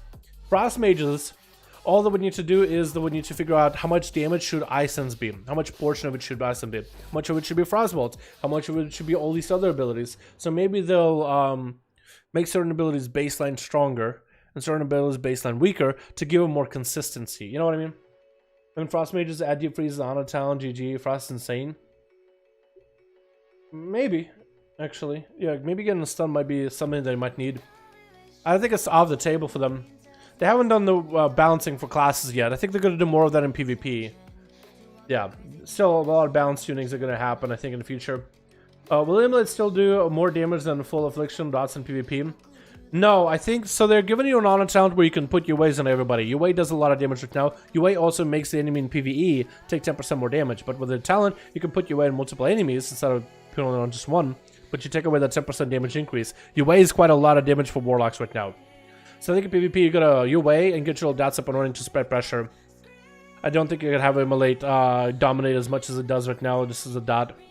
I mean, it's probably still going to be a good portion of the damage, right? What is this guy doing? Wait, what? He's trying to fly circles.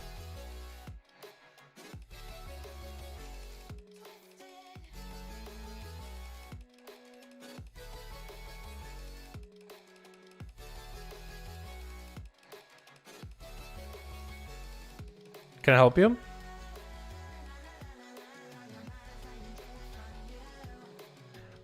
Bye! Okay, well that was interesting. That was interesting. Missed most of this. Ah, sorry, Nick. Yo, we got VODs though, and I gotta put the best parts of this as 5V5 1v1 duel vids, man. Don't you worry, Nick. I got you, fam. I got you, my dude. Yeah, we'll see. We'll see. Yeah, we just gotta get more people into beta. When they're gonna do PvP testing, I think they're gonna roll out a lot more invites to get people to try skirmishes, arenas, BGs, maybe some of the conquest farming, honor farming systems. You know, stuff like that. They gotta get more people out to PvP in Shadowlands to make sure everything is tested. Certain classes that are busted are gonna get nerfed. Certain classes that are undertuned are gonna get buffed, I think. Yeah, we'll see, we'll see. Should I stop leveling Warlocks? It's up to you, man. This is my second Warlock, level 1 of 5. 15 more to go, 2 more Warlocks to go. Wait, why are you leveling so many Warlocks? Do you just like Warlocks? That's up to you, man. Goodbye to Power Power soon. So you are gonna get Covenant abilities. And you are going to get Covenant Soul Binds. We don't know if those are going to be permanent or bar powers. There's a good chance there might be another bar power with a bit of flavor. They do seem somewhat impactful to personal decision. And it seems like balancing wise they're kind of close to each other, at least early on from all the testing. The biggest threat was, biggest fear was, are these going to be like, some are going to be overtuned, some are undertuned. I think Rogues are the ones that got some weak ones. Like, with one class only getting some bad ones, and other classes getting some utilitarian stuff. And after people have actually been able to play the game for a bit, play dungeons, do raids, raid testing, with all these different abilities. Yeah, certain abilities are a little bit better in some cases than others, but it doesn't really feel like it's a massive drawback from what the class can do, you know what I mean? I think it's for a lot of people, like, seeing just so many cool new abilities and old school abilities the class used to have is so nice. That your class plays really well in a lot of situations, whether they have a certain Covenant ability or not, whether they have a certain Soulbind or not. Conduits are going to be more customizable, you're going to be able to choose them. Blizzard's still at a rating on those, hopefully we'll see some new on Wednesday, Thursday with a new build. I like the numbers, but it feels bad to use them. Doesn't feel like you earned it. I like the numbers, but it feels bad to use them. What do you mean numbers? Like the damage numbers? For abilities? I don't really know. I like the... Yeah, I don't know. It depends what you mean by numbers, Nick. But it feels bad to use them. I wouldn't have no idea what you mean by numbers. Can you elaborate? Yeah, because maybe I said something and I just forgot about it, and then you're just going off of what I said. Hello, my new power powers. Well, boy type, before you were like really okay. I know people hate borrowed powers, but you really got to give Covenants a go. You really got to give Covenants a go before you really throw them off to the side. Trust me, you really got to give them a run. My guild, okay, my guildies said the same thing, boys. My guildies, when they first saw Soulbinds, Covenant abilities, Conduits, they were like, what is this garbage? Oh my god, it sounds like Artifact Weapon put together with Azeroth gear with Essences and Corruptions combined. This is going to be so much worse. But then they all got, a lot of them got into the beta. And they've been running dungeons. They're testing out different Covenants, different Conduits. At first they said, dude, we're going to have to make 4 of each class. So if you're a Hunter, you're going to have to make 4 Hunters. Cure them all equally. And you can bring in Hunters and swap them out, depending on the situation. If this fight is better for a Venthyr Hunter, get on a Venthyr Hunter. If this fight is better for a Necrolord Hunter, get on a Necrolord Hunter. So they thought it was going to be the worst case scenario. But with them having a couple days to play dungeons, a lot of them were like, you know what? Actually, one of them said yesterday, or yesterday or the day before, you know what? The more I play Shadowlands with all the different Covenants and Conduits and stuff, and all that stuff, the more I'm okay with it. Again, I know Blizzard decided that they want to make sure conduits and covenants and all that stuff is unique. So if you have an Outlaw Rogue and an Outlaw Rogue, one is Ventier, one is Necrolord, it's almost like you have a subclass of an Outlaw Rogue. That's one Ventier, one Necrolord. However, they should still feel relatively similar to each other. Fun, most important part. And the utility abilities and soul binds help balance. So let's say Ventier doesn't have the best ability, but then you have all these soul binds and all these other utilities that the rogue will be like, you know what? Well, my ability might not be the top of the notch thing. The rest of this stuff looks really fucking good. And Necrolord might be, I got a really dope ass ability. My other stuff is more helpful and secondary, but my ability is really, really strong. So depending on which rogue you are, depending on what type of content you do, or actually for any content, you'll have strengths and weaknesses in one, strengths and weaknesses in the other. And to like match them up, what's actually better or not is tough. Again, I know it sounds like a pipe dream. I don't ask you to believe me outright. I'm just saying, wait until you get into Shadowlands beta to test stuff out for yourself. Seriously. I'm not gonna ask you to believe me. Just telling, wait to test it for yourself. I believe I'm pretty excited to see it is, but it shouldn't be. But should it be like Azeroth? No, it won't be like Azeroth and Legion artifacts. I can't wait for those on Shadowlands. Dude, me too. I cannot wait. I think duels. Once we get more of you boys on Shadowlands, we're gonna do duels in Shadowlands. No matter how janky it is, whether we can do spectator, whether we can do spectator, whether it has to be me just being on a priest and mind vision on somebody as a duel another person, we will do duels on Shadowlands 100% guarantee. Yeah, I can go back to old WoW again. You gotta try to incorporate all the crap and go forward. I agree. Well, I'm glad that Blizzard's trying new things, honestly. I'm glad that they're trying new things. You know what? Because I think that's why BFA felt a little bit stale at the very beginning. Because we didn't have anything new. We had Mythic Pluses, we had Raids, we had World Quests, we had like a, I guess, Azeroth gear. I guess that was kind of cool for a bit. But we also had AP Grind. So it was basically the same thing. But here you're coming in, your AP Grind is not present for like powers. You can grind, or I guess you cannot grind anima, can you? There's like a set amount you can get a week, I think. And you can get very, very little. So it's really not worth your time unless you want to. But hanging out in the mall and doing Torghast gives you a bit of anima, gives you souls. You can use the anima to upgrade your Sanctum.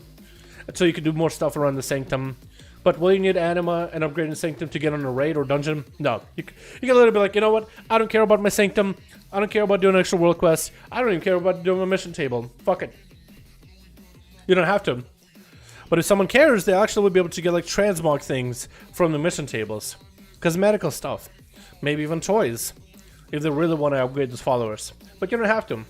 You're going to spend a lot of time in the Sanctum and you're going to do world quests. So you can go and upgrade your Sanctum so you can make like gateways. Like in Necrolord, you'll be able to make these portals that could take you anywhere in Necrolord area. So like, oh, I want to do a bunch of world quests. So you get enough anima, you establish a portal network, and now you can port to an area. You'll have like different travel systems, travel networks based on your covenant, and all of them will be different. Like I think the Kyrian get like you become basically like a blue spark, and I think it lets you like fly to an area, and you can move really fast to get from place to place for a limited amount of time.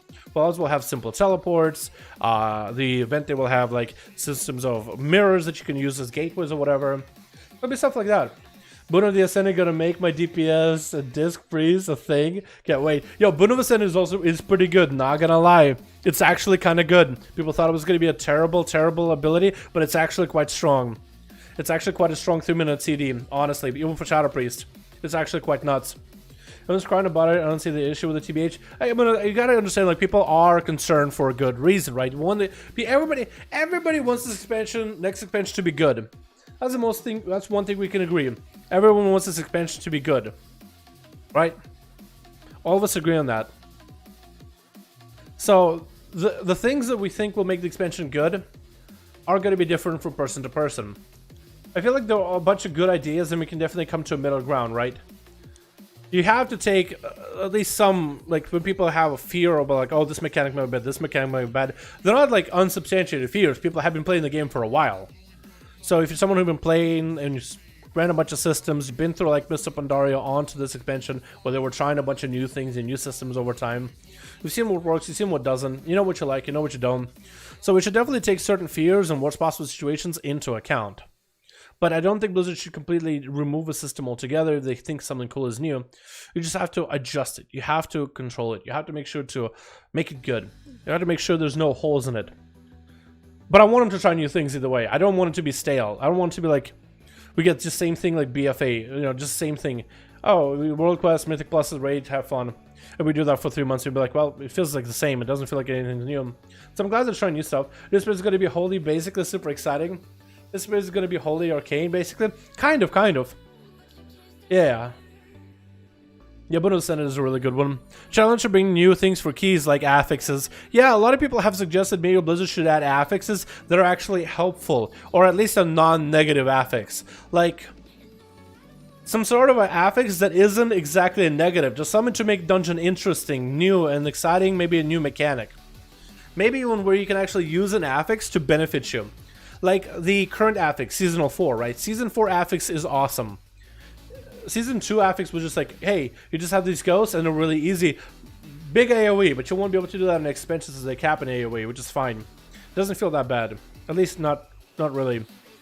But it also reduces a lot of trash packs. So, I mean, you can pull a massive. Like, not everything's going to be Motherload, though.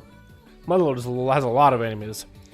What I'm trying to say is, I guess, like certain affixes like the current one, right? You fight a dude and now you have a portal where you can kind of sneak behind enemies. That's awesome.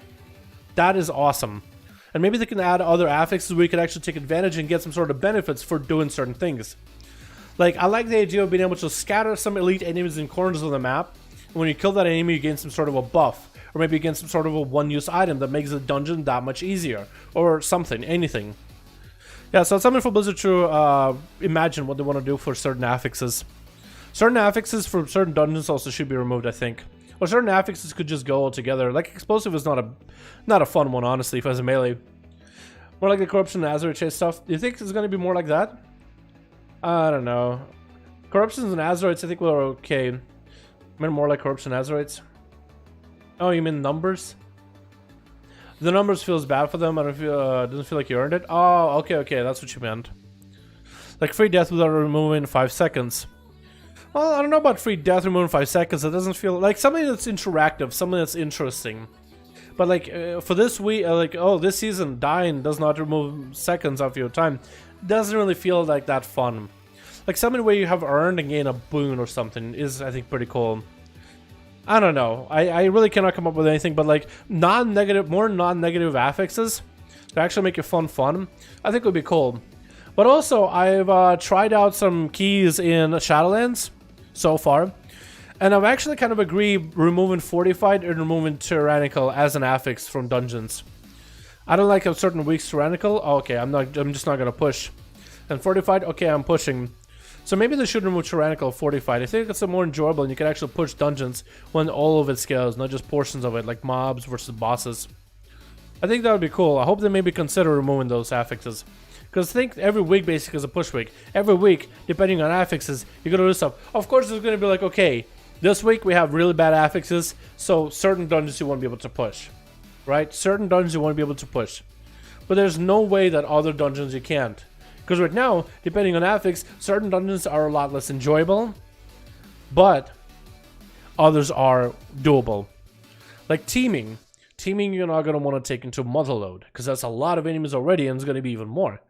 But teaming on Centralis isn't bad, because there's not as many enemies. There's more one single tough enemy. So adding more of them doesn't really make it that much worse, you know? Or bolstering. Bolstering when you have a lot of small enemies that will bolster one big guy, probably not a good idea. But in certain dungeons, it's actually better. Like Borealis, where you can bolster the cannoneer person that's like marks you and you get cannons dropping on you. There, it's actually better. You get them down to low health, you kill things around them to buff them, and you use them to take out the rest of the enemies to make the dungeon easier. It just means you have to be careful where you drop these things, but it's like, okay, just hold these enemies in this area and wait for the bombs to drop, and that's it. So certain affixes are easy in certain dungeons, but Tyrannical and Fortified completely just remove a set of dungeons altogether. And most of the time, Tyrannical ends up being worse than Fortified, because Fortified ends up being easier so you can do more pushes, while Tyrannical is like no push week. So more people play during one week, less people play during another. Yes, you can push up to a certain point, but yeah, I'm kind of with everybody that says, you know what, Tyrannical Fortified, maybe those could be removed. Because do they add anything new or interesting? Not really. Make certain enemies harder, certain bosses harder. But if you make everything just like scale together, then everybody can just play more AoE based build with some single target potential. And you'll just keep the interest in affixes. Tyrannical and Fortified were cool, I think, back in Legion when we first knew them. And I kind of understood why they would keep them and continue the trend into BFA. But then they also added, you know, season affixes, which is cool. But I think now it's perfectly fine if they want to make dungeons a little tougher. Just scale them up a little. But remove Fortified and Tyrannical. So every key level does make the whole experience harder. But you won't have like bosses that are impossible because they'll one-shot. Or you won't have Fortified where Az is just murdering you. But everything scales naturally together. Plus, also taking one of those affixes that only like makes one or the other stronger might make more dungeons balanced and easier and more played. I like something like that to get a damage buff to your next pull. I didn't take much damage in the first fight. Yeah, I like any like there's got to be cool affixes, like maybe like I don't know, affixes where it's like, oh, here's the mechanic. I don't know, let's say you have a void orb that spawns in from time to time in a dungeon, and will do AoE damage to everybody for shadow damage. You can outrange it, or you can have one person soak it, so nobody is just gonna take that orb. But if that person soaks it, everybody that helps soak the orb gets a damage buff. So you can be like, okay, healer, you gotta heal, but then the trash pack will be easy to die, or something like that. I don't know, that's just off the top of my head. How do classes feel with the GCD on the beta? So Blizzard has been improving classes on GCD. Not everything is off GCD, but it doesn't feel that much worse than BFA. They haven't added more abilities in GCD. Instead, you actually have taken more abilities off GCD. New abilities have come back, like NS for druids, off GCD. So if you need like a heal and a snap, off GCD, you have it. Stuff like that. And then certain abilities like Rogue Blade Flurry. Pressing Blade Flurry doesn't feel that good.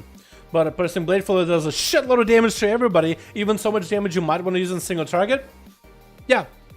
Rogues now have a Blade Flurry where you actually want to press it almost on cooldown. I'm going to be locked main. Warlocks are going to be fun, Mithrun. I think if Warlocks, be prepared to drop curses on everybody. Dropping curses as a Warlock on everything is fun as hell.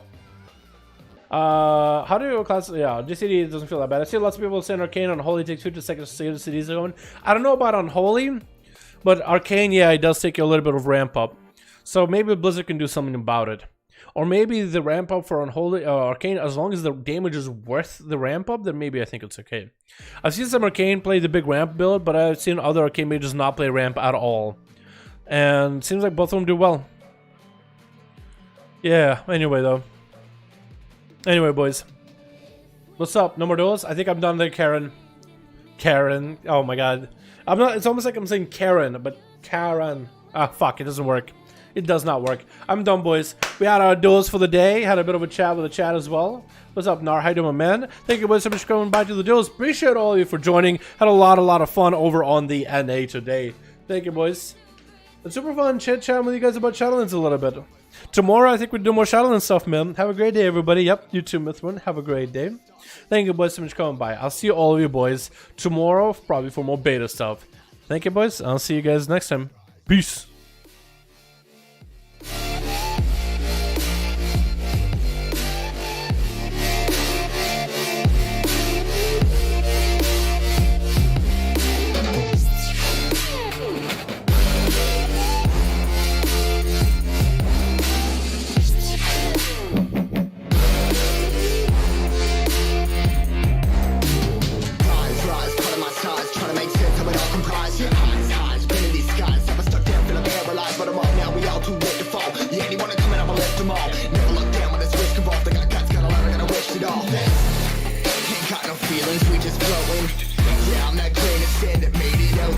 A couple milli now, I'm causing a commotion. I've been coasting, hear my name around the world like an explosion.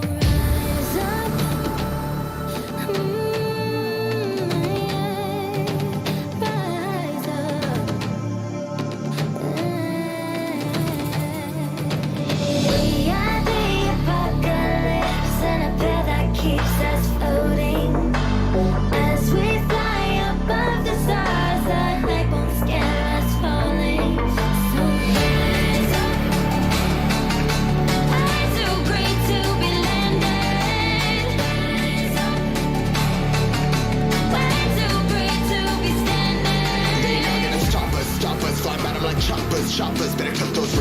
my fists, we fire starters. One out of a million will reach those